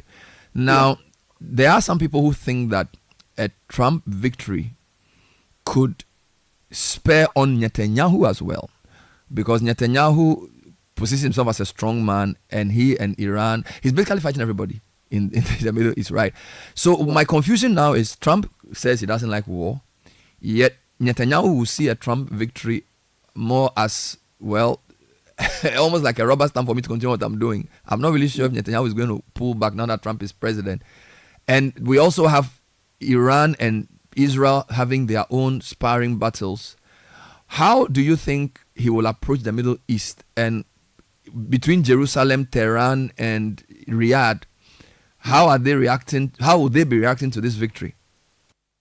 Okay, whether Republican or Democratic, U.S. national interest in the Middle East remains the same.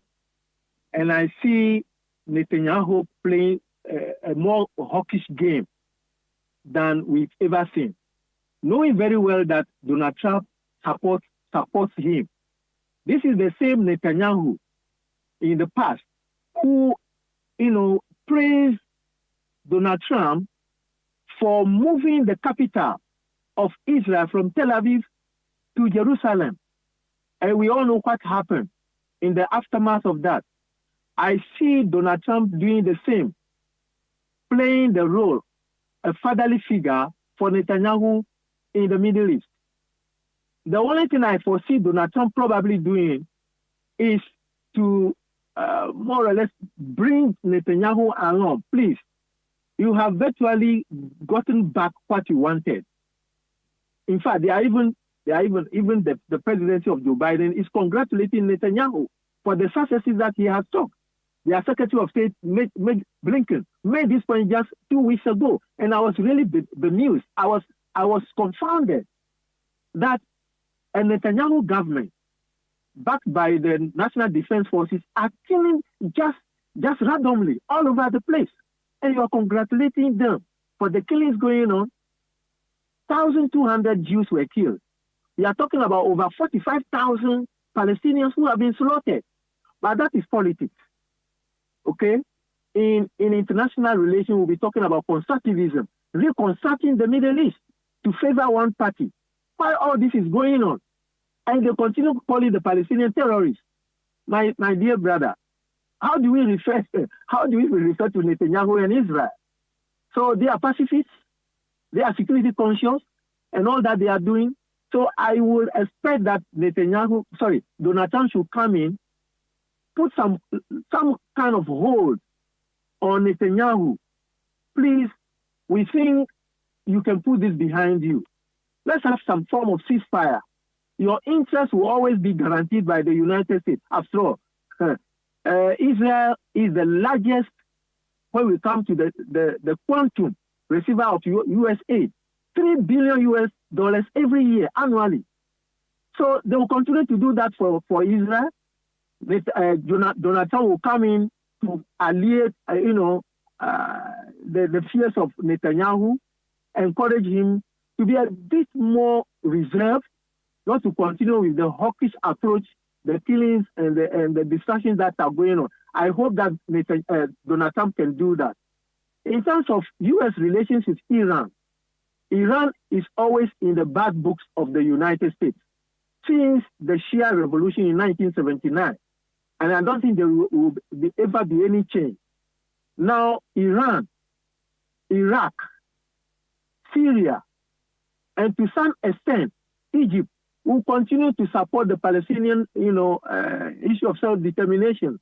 But as to whether the issue of two-state solution would finally be, brought to bear on issues in the Middle East, I'm not very sure. Because Prime Minister Netanyahu is not interested at all in that.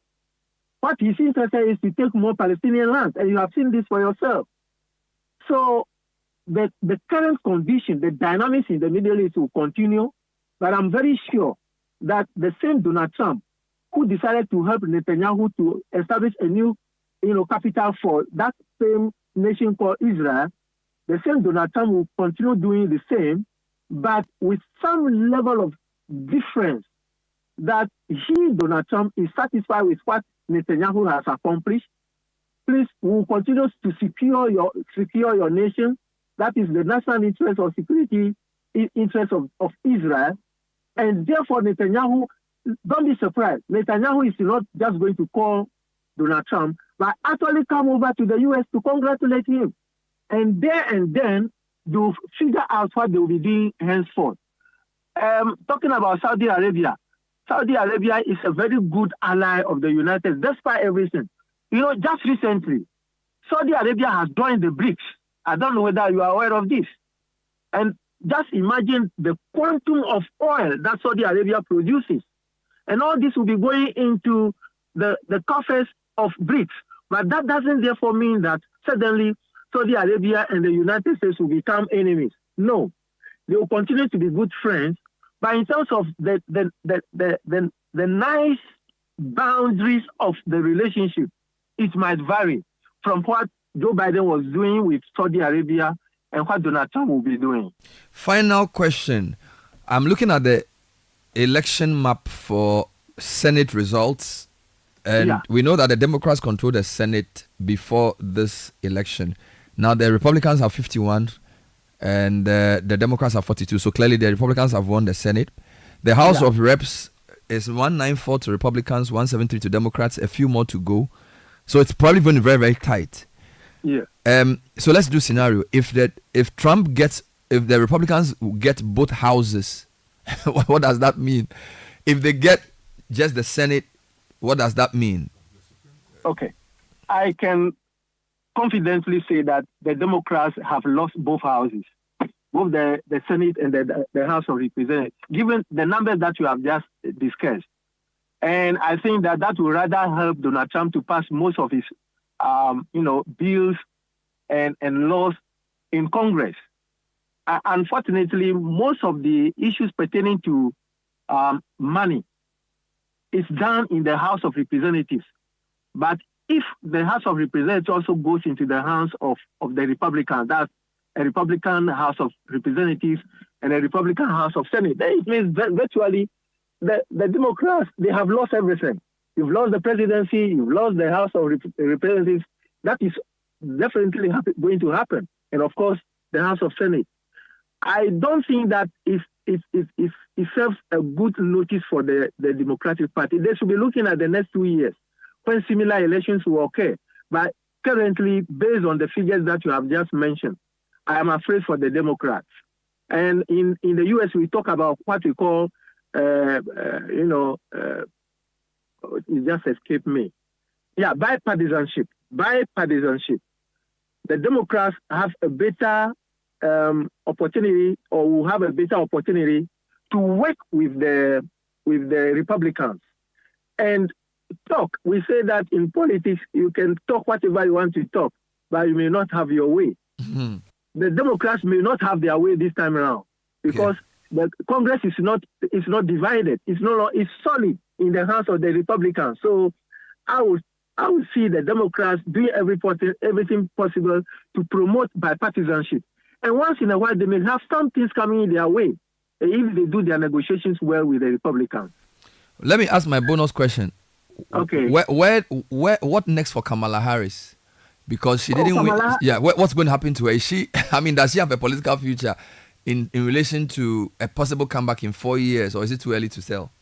Oh, no, Kamala, he will never entertain herself ever going into politics anymore. She will retire peacefully and come back home. The only thing I foresee Kamala Harris doing is that one day she may try her hands again on being a Senate member of the United States Congress. That one she can possibly win. But I see her immediately retiring home. Okay. Thank you for your insights, Dr. Boni Algebe. Really good talking to you. These days we know you are at the Ghana Armed Forces Staff and Command College and also I think at Wisconsin. Are you still there? Is that where you are? Yeah, I'm there. Wonderful. It's my pleasure talking to you. Wonderful. Thank you very much. So that was Dr. Yalgebe. Amazing. That was like a whole lecture. Yep. You took me back to his international relations class. Oh, he taught you? Yes. Dr. Gebe taught me international relations. Did you pass? Of course. Did you get an A? I got a B+ in international relations. I got an A in U.S. foreign policy though. He also taught U.S. foreign policy? Yes, that was an elective. So you got A in U.S. foreign policy? Yeah. And you got B+. Especially the Cold War question. I absolutely slaughtered it. It's my favorite U.S. political topic. Cold War. The Cold War. So is there? And I love it because it was in his class that I got to understand that Alexis de Tocqueville predicted the Cold War over 100 years before it happened. Wow. Yes, he was a French politician and philosopher, and he said at a point in the world, Russia and the U.S. will collide. He knew. The great bear and the great eagle. What else did he predict? So that we'll check. You got that right. What else did he predict? Let's hear a few. We'll take a short break. Hear a few quick voice notes later. I have a quick interview with Absa as well. We're talking U.S. elections. You have your voice notes that I'll play. Dr. Akebe, I think he's dealt everything. It's a clear voice exhaustive. in the space. Exhaustive. Very, very stunning. Deep insights that he's provided. You can't really add anything to it. Okay. So let's. It's the Kamala bit that say Charlie the woman. Yeah, but I think he's right. You think she's walking away from this? Because Trump is different. Trump was redefining Republican politics. So his loss did not mean that he would end his political career, and he was a former president. But I think Kamala, in the way the U.S. system works, they will look for somebody else. The Democrats, she's finished. The Democrats will not repeat we her. saw that with Clinton. Faded John out. Kerry. John Kerry faded out. So once you go, once you go, you're gone. Yeah, you're gone. So he says you retire back home. Yeah, that's right. So they will have to look through their ranks and see who possibly can produce some magic. I mean, some people are mooching the idea of Michelle Obama coming to run. I'm not so sure how that works. The way Trump has. Anyway, let's take a break. We'll see. We'll be right back. This is the Citi Breakfast Show, the city's biggest conversation. Attention CEOs, join Ghana's top 1,000 CEOs, policymakers, political leaders, and ambassadors for the first Ghana CEO Presidential Manifesto Gala Dinner 2024 on November 7, 2024 at the Mervyn Pig Hotel, Accra from 6 to 10:30 p.m. This historic event will focus on reigniting the business economy and social contract for growth, a business manifesto for political accountability and sustainable development. Special guests of honor include His Excellency Dr. Mahamudu Bawumia, Vice President of Ghana, and His Excellency John Dramani Mahama, former President of Ghana. Attendance is by invitation and requires pre-registration. Register at ceogaladina.ceonetworkgh.com. For inquiries, contact 0546391970 or email ceogaladina@gmail.com. This event is powered by Chief Executives Network Ghana in partnership with Deloitte, PwC, University of Ghana, SIGA, GIPC, UPSA Law, and the Multimedia Group. The first Ghana CEO Presidential Manifesto Gala Dinner 2024, connecting political ambitions with business realities.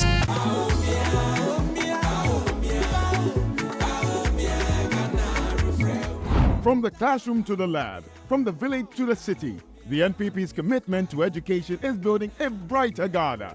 Free SHS isn't just about free tuition, it's an investment in Ghana's future. We have topped it up with free TVET and STEM education, skilled graduates, innovative thinkers, and a thriving economy. That's the promise of free SHS. 3 of my cousins have benefited from free SHS since 2017. One has graduated and is in nursing training. The other 2 are also in the university. I'll vote number 1. I'll vote for Bawumia on December 7. We are building a better tomorrow through education. Vote NPP. Vote number 1. Vote Bawumia. Bawumia means business. Estro.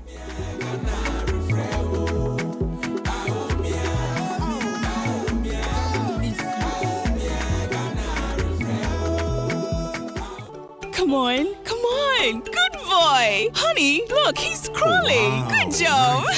The new Cerelac Wheat and Maize has the combined goodness of wheat and maize grains fortified with iron, vitamins, and minerals also found in fruits and vegetables. To prepare the new Cerelac Wheat and Maize, just add milk. Enjoy your little one's big moments at less cost. Cerelac, care for them, count on us. This advert is FDA approved. And now, the moment we've all been waiting for, the 40th National Farmers Day and Awards Night. All farmers, fishers, and agriculture enthusiasts, get ready for an unforgettable evening of celebration and recognition at the upcoming AgriFest and National Farmers Day Awards Night. Join His Excellency Nana Addo Dankwa Akufo-Addo on Friday, 8th November 2024 at Alisa Hotel, Accra, as we honor our hardworking farmers and fishers. From innovative farming and fishing techniques to sustainable practices, we will showcase the best at an AgriFest from Monday, 4th November to Friday, 8th November 2024 at the A4 Sutherland Children's Park, Accra. National Farmers Day Awards Night and AgriFest. Let's celebrate the gallant food providers of our country to cover everyone.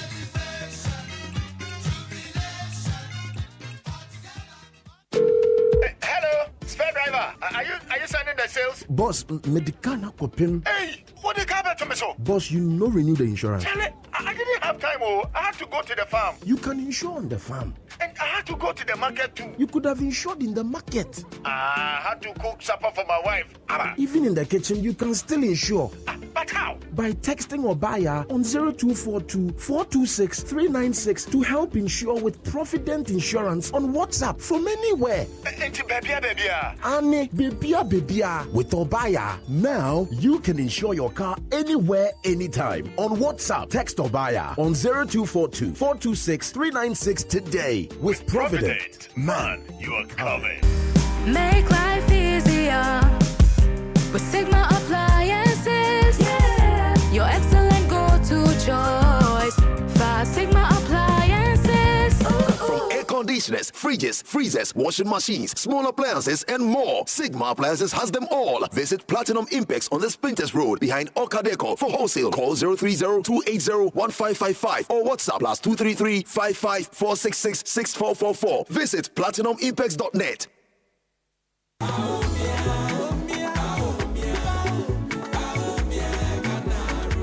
Ifya, I've been thinking, have you noticed the changes in our community? Kojo, things are really different now. The MPP has really made a difference. Exactly. Free SHS, healthcare, new factories. It's like a whole new Ghana. And don't forget, electricity is so much reliable now. I remember when we used to go days without light. True. The NPP has done a lot to improve the basics. Ajua is a beneficiary of free SHS, and now she is in university. And that's the kind of leadership we need. Someone who is focused on making things better for everyone. But Ifya, still there are a lot more to be done for the development of Ghana. Absolutely, Kojo. The NPP has shown that real progress is possible. On December 7th, let's vote to keep this positive impact going. Vote number 1 on the ballot. Vote NPP for a better and prosperous Ghana.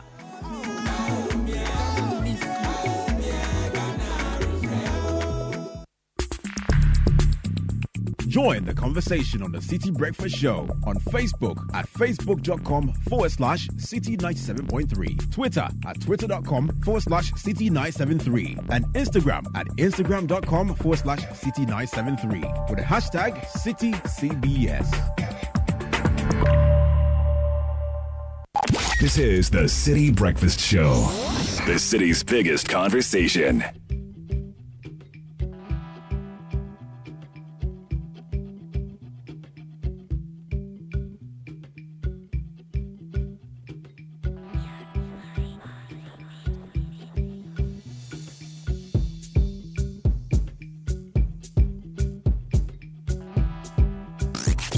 Unleashing the power of relevant radio.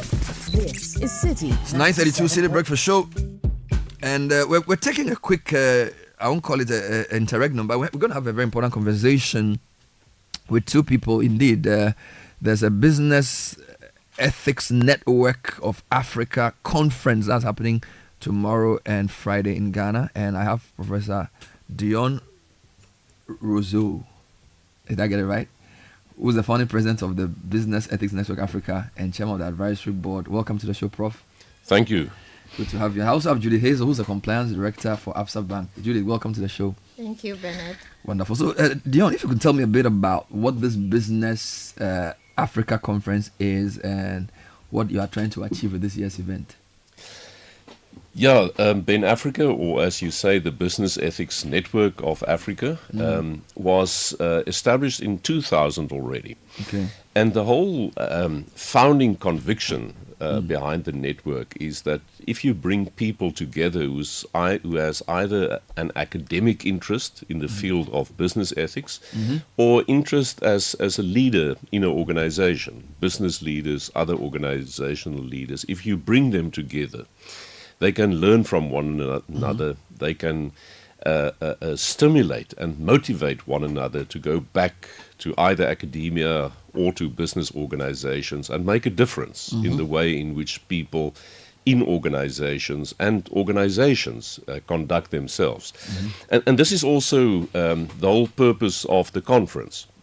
It's already the 23rd annual conference of Ben Africa. And the first objective is simply to bring people with either academic or practical interest in business together. And we deliberately take the conference around the continent. So it's already the second time that we are meeting here in Accra over the last 23 years. So that's the first objective, getting people to interact and learn from one another. But what is quite unique this year is that we also involved a lot of organizations who focuses on promoting business ethics. And we have a number of global organizations represented here, like the International Society for Business Economics and Ethics. We have a Swiss-based organization called Globe Ethics here, as well as the Basel Institute on governance. But then also on the African continent, there's a remarkable number of organizations who now specialize and focus on business ethics. So we have, for example, representatives from such organizations from the Ivory Coast, from Uganda, Burundi, Cameroon, South Africa, and obviously also from Ghana, where we have the Ghana chapter of the United Nations Global Compact. So yeah, that's the idea. Bring them all together, both people and organizations. And as you said, Thursday, Friday this week, on the campus of the Ghana Communication Technology University, there will be a lot of papers presented, in fact, a record number of papers that were submitted for the conference, and panel discussions, and awards, and a lot of things that will happen. What are some of the topics and speakers that attendees can look forward to at this year's conference? Yeah, the theme of this year's conference is Agenda 2063 and a Sustainable Africa, with the subtitle, The Role of Ethical Businesses. Now, Agenda 2063 was adopted in 2013 by the African Union, and I think it's often a neglected vision for Africa over the next 50 years that focuses on sustainable development and integration and also common shared ethical values across the continent. So the conference will be opened by the Vice Chancellor of the Ghana Communication Technology University. And then one of the first sessions will focus on a global survey of business ethics that has just been completed. And here we will look specifically at the findings from Africa, and it will be presented or moderated, that session, by the current president of Ben Africa, Dr. Brian Robinson. And then there's a lot of panels. And just to mention three for you, the one is the relationship between the United Nations SDGs, the Sustainable Development Goals, and this Africa Agenda 2063 is the focus of one panel. The whole matter of climate change and sustainability, of course, has become a very topical issue. So there is also a panel looking at just transition in Africa. And then there's also one that looks specifically at the role of ethics and compliance in building sustainable businesses. And we are most fortunate that this conference is sponsored by ABSA. So we are really grateful to them for that. We actually have ABSA here. Judith is here. She's the compliance director for ABSA Bank Ghana. So thank you, Judith, again. So can you explain why ABSA decided to sponsor the Ben Africa conference? Thank you, Bernard. So ABSA aims to promote active. APSA aims to be a force for good in the communities in which we operate. Okay. We see this platform as an opportunity for us to actively promote the ethics agenda. Furthermore, the ethics conference resonates with our APSA values of trust, integrity, and stewardship, amongst others. Wonderful. What are some of the key outcomes the group hopes to achieve through this sponsorship of the conference? So we hope to promote stronger ethical considerations across the business communities. Also, it is our fervent hope that we would raise the consciousness that with integrity, Africa will be able to promote sustainable economic growth for the benefit of all. And what specific benefits do you think Ghanaian businesses will gain from this conference? Okay, so the events have already started. Today we have the Ethics Supplier Day. And this is to promote awareness and to educate participants on ethical business practices. The participants as well would have the opportunity to undertake supplier awareness induction program and receive ethically aware accreditation that has been developed by the Ethics Institute. So that is something we would want to do for our SME clients and suppliers. Wonderful. So we're talking Agenda 2063 and a sustainable Africa, the role of ethical business. Just any final thoughts from Prof on what companies should expect and how excited you are about having the conference in Ghana, what you hope to see this year after the program? Yeah, we are really excited to have it here because the whole idea of taking the conference around the continent is to stimulate local participation. And I think this conference was extremely successful as far as that is concerned. And the one thing that will happen is, yes, the academics will hear what other academics are doing, but for me, what is always important is that the people from business who are there will learn from what other organizations across our continent are doing. And I think there's a lot of best practice emerging in Africa around how ethics should be managed and governed in organizations. And this is a unique opportunity for this to happen. So all roads lead to the Ghana Communication Technology University tomorrow and Friday. And is it 9 o'clock in the morning? What time does it start? Yeah, it starts at 9. It starts at 9 in the morning. Yeah. This is the BEN Africa Conference, the Business Ethics Network of Africa. Companies have registered already, I guess. Yes. So this is not the time to try and register anymore. But you can essentially take part in the program at the GTUC from tomorrow till Friday. Thank you very much, Professor Dion Rousseau, founding president of the BEN Network and, of course, chairman of the advisory board. And Judith Hazel from APSA, she's the compliance director. They are the sponsors for this important conversation and conference. Thank you, guys. Thank you. This is the Citi Breakfast Show, the city's biggest conversation. Are you hoping to start university this January? If you want a British degree from a world-class university at a fraction of the cost, then join Lancaster University Ghana in Accra. With a diverse student community, vibrant campus life, and up to 50% scholarship to support your study, Lancaster University Ghana provides you with a world-class education that creates endless possibilities globally. Don't miss this once-in-a-lifetime opportunity. Apply to join Lancaster University Ghana, where learners become leaders. Admissions are currently open for our January 2025 intake. Apply now for our foundation program. For more information, contact us at +233 030 221 8989 or send an email to admissions@lancaster.edu.gh. Lancaster University Ghana, the only British university campus in West Africa. Honestly, the cost of dialysis is an impossible burden to carry. Ever since this kidney failure diagnosis, we spend over 1,200 cedis every week. I keep asking if there's no intervention for persons suffering from chronic illnesses in society. Considering all these economic hardships, isn't the government thinking of us?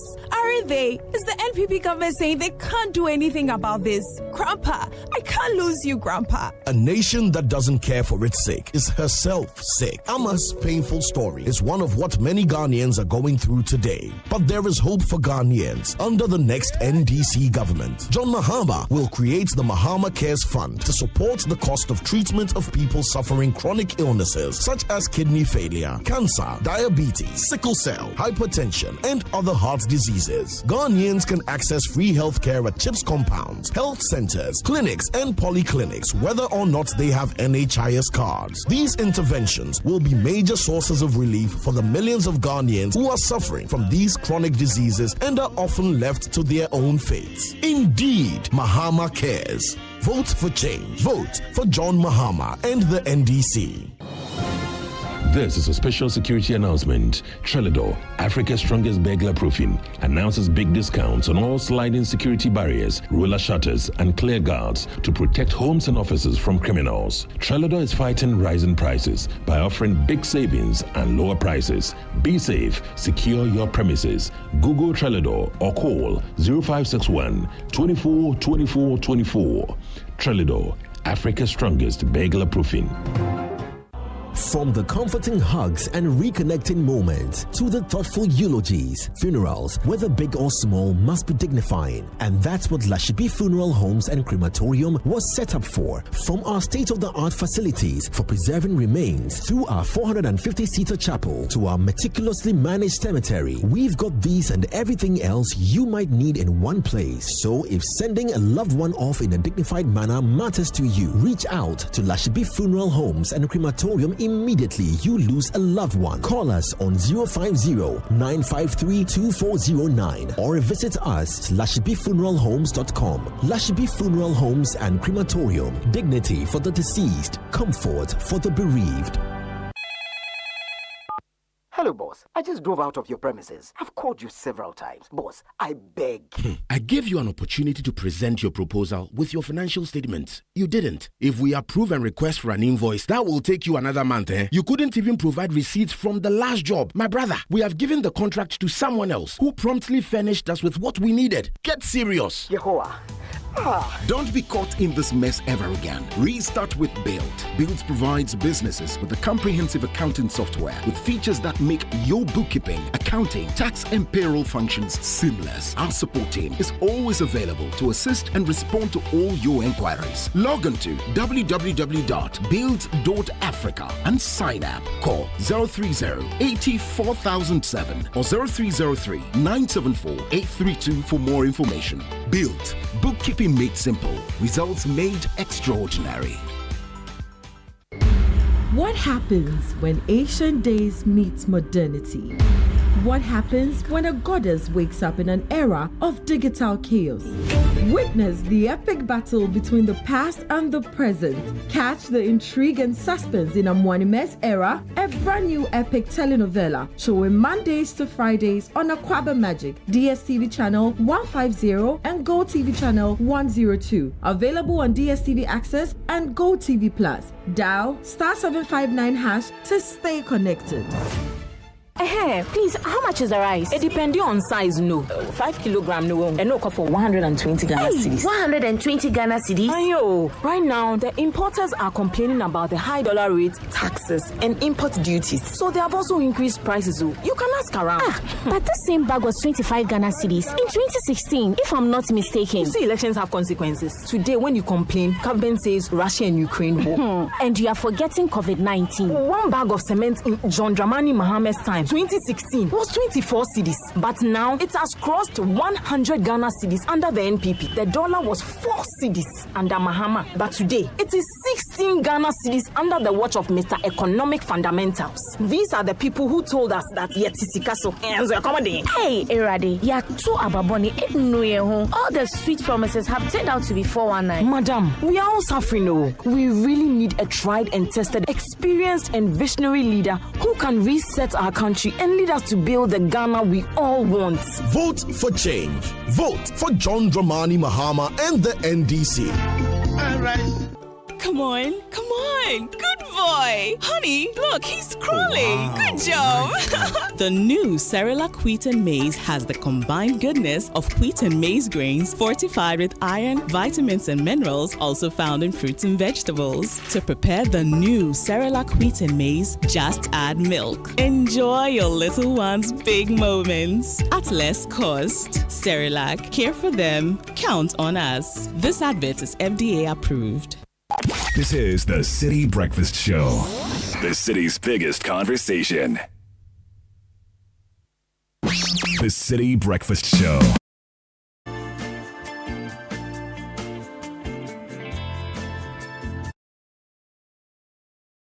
Time to all female entrepreneurs, agribusiness owners, and young people out there. We understand the challenges you face at ABSA, and your story matters, and we are here to support you every step of the way.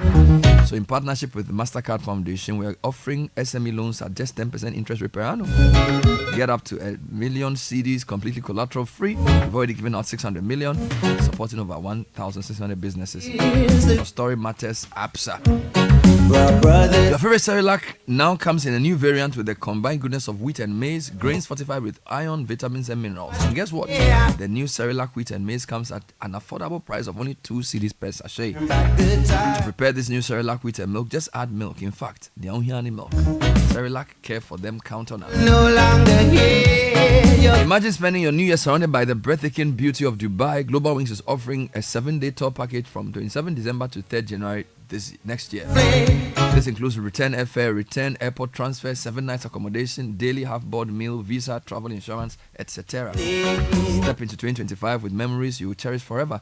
Call or WhatsApp 0550-188-181. Global Wings Travel and Tour, truly global, proudly Ghanaian.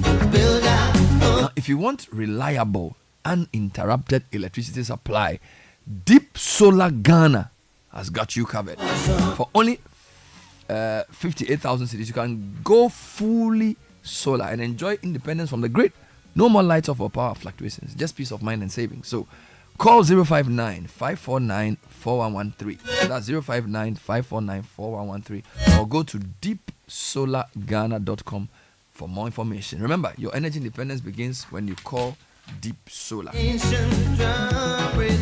Now imagine winning a bike, a freezer, a TV, and much more just by getting your luckiest tickets. Just dial *712#, follow the prompts, and buy as many tickets as you can. The more you buy, the better your chances are of winning. The luckiest luck is everywhere. It's regulated by the NLA on the Caritas Lottery platform. And Latex Foam is asking you to just imagine you are home, you are tired, you want to sleep, but the mattress is sagging beneath you. Don't let that be your story. Go to Latex Foam, where they have a wide range of high quality mattresses and furniture crafted with your ultimate relaxation in mind. Call 0302-231-155 to 62. Remember, Latex Foam is your partner for life. Visit us today and sleep well tonight. The Association of Ghana Industries, in collaboration with the Ministry of Trade and Industry and the Ghana Standards Authority, present the 13th AGI Ghana Industry and Quality Awards. It's happening on the 20th of November at the Accra International Conference Center at 6 p.m. If you want to attend, call 024-449-9101 to get tickets. Be part of this excitement. Maybe you've come into some money, you want to buy some land. I recommend Royal Kingdom Estate for you. They specialize in land acquisition, construction, design, property management, and so much more. They've got properties in prime areas like Accra and Ibri, with land starting at 90,000 cedis, and they have flexible payment terms as well. Call them on 027-277-8880 or send them an email, info@Royal Kingdom Estate. Royal Kingdom Estate, building communities, nurturing dreams. Africa run, our day of freedom has come for me and for you. Amanda. Bernard, good morning.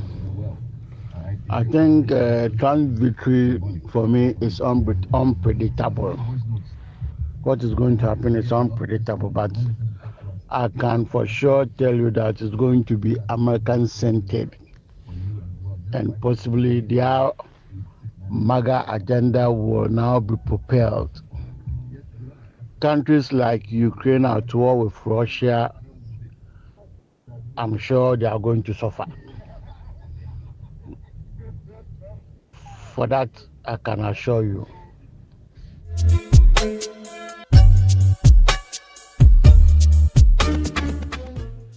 Hello, Bernard. My excitement, I'm just so excited that the world is going to experience another at least 4 years of peace and calm. I bet you in the coming days, Israel and Palestine or Gaza, there's going to be some common sense happening there. Russia and Ukraine, we are going to hear some negotiations going forward. I'm just so happy and I'm excited that Trump is coming to, he's coming to sanitize the corrupt system that has been established by the Democrats over a long period. And I'm also excited that this craziness of LGBTQYXZ is all coming to an end. The man has been resilient. 2 assassination attempts on him. Legal battles here and there. He survived it, defied all polls, all predictions, all prophecies. This man is just a unique politician. I'm excited. Go Trumpers! Bernard, my name is Efua. Bye. Bernard, good morning. I hope you guys are doing well. Well, I think the Democrats, they made a big mistake. The first time that they elected a woman to represent them as their leader, and here I mean Hillary Clinton, they lost that election. And so obviously they should have known that Americans are not ready for a woman president. I think that was the biggest mistake that they made. And so I knew from onset that they were going to lose the election. The Americans are not ready for a woman to lead that country. Thank you. I'm Dr. Kofi Annan from Dakuma.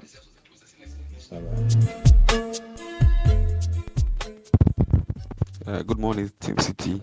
I think it's a win for the whole world because I believe Trump is a man of peace and he's the best choice.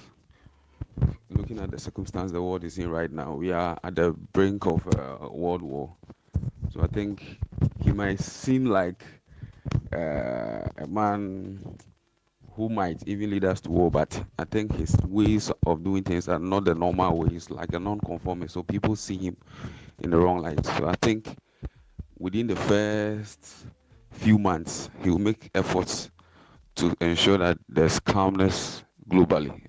And that's what I look out for, because world peace helps us all. Thank you.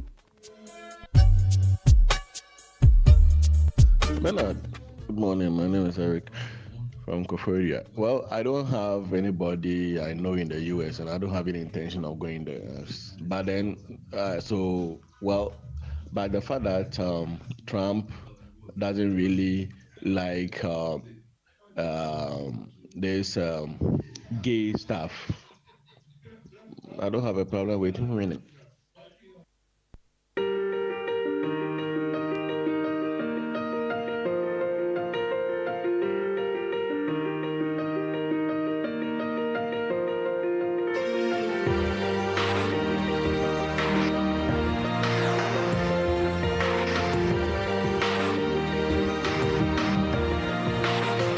Yeah, you can be the greatest, you can be the best, you can be the King Kong banging on your chest. 3 minutes at all the hour. So those are some highlights of your comments. Let's read a few more text messages this morning. Yeah, this one is from Sir Kabis in New Dubiasi Zongo. Says the comeback of Trump simply shows that John Mahama is also coming back. U.S. elections always reflect in Ghana's elections. I don't know, is that true? Is that parallel? Anyway, Josh from Amman From says, I'm not surprised at the outcome of the election. The same thing will happen here. JDM is coming again. Kokui says, I'm happy my man is back. Trump's win translates into world peace. By mid next year, the Ukraine war will be over. I see. This one says, the sentiment in Ghana wanted Trump to win. The coming back of Trump classifies or signifies the coming back of JM. That's another in Ghana. Victories to JM, this person says.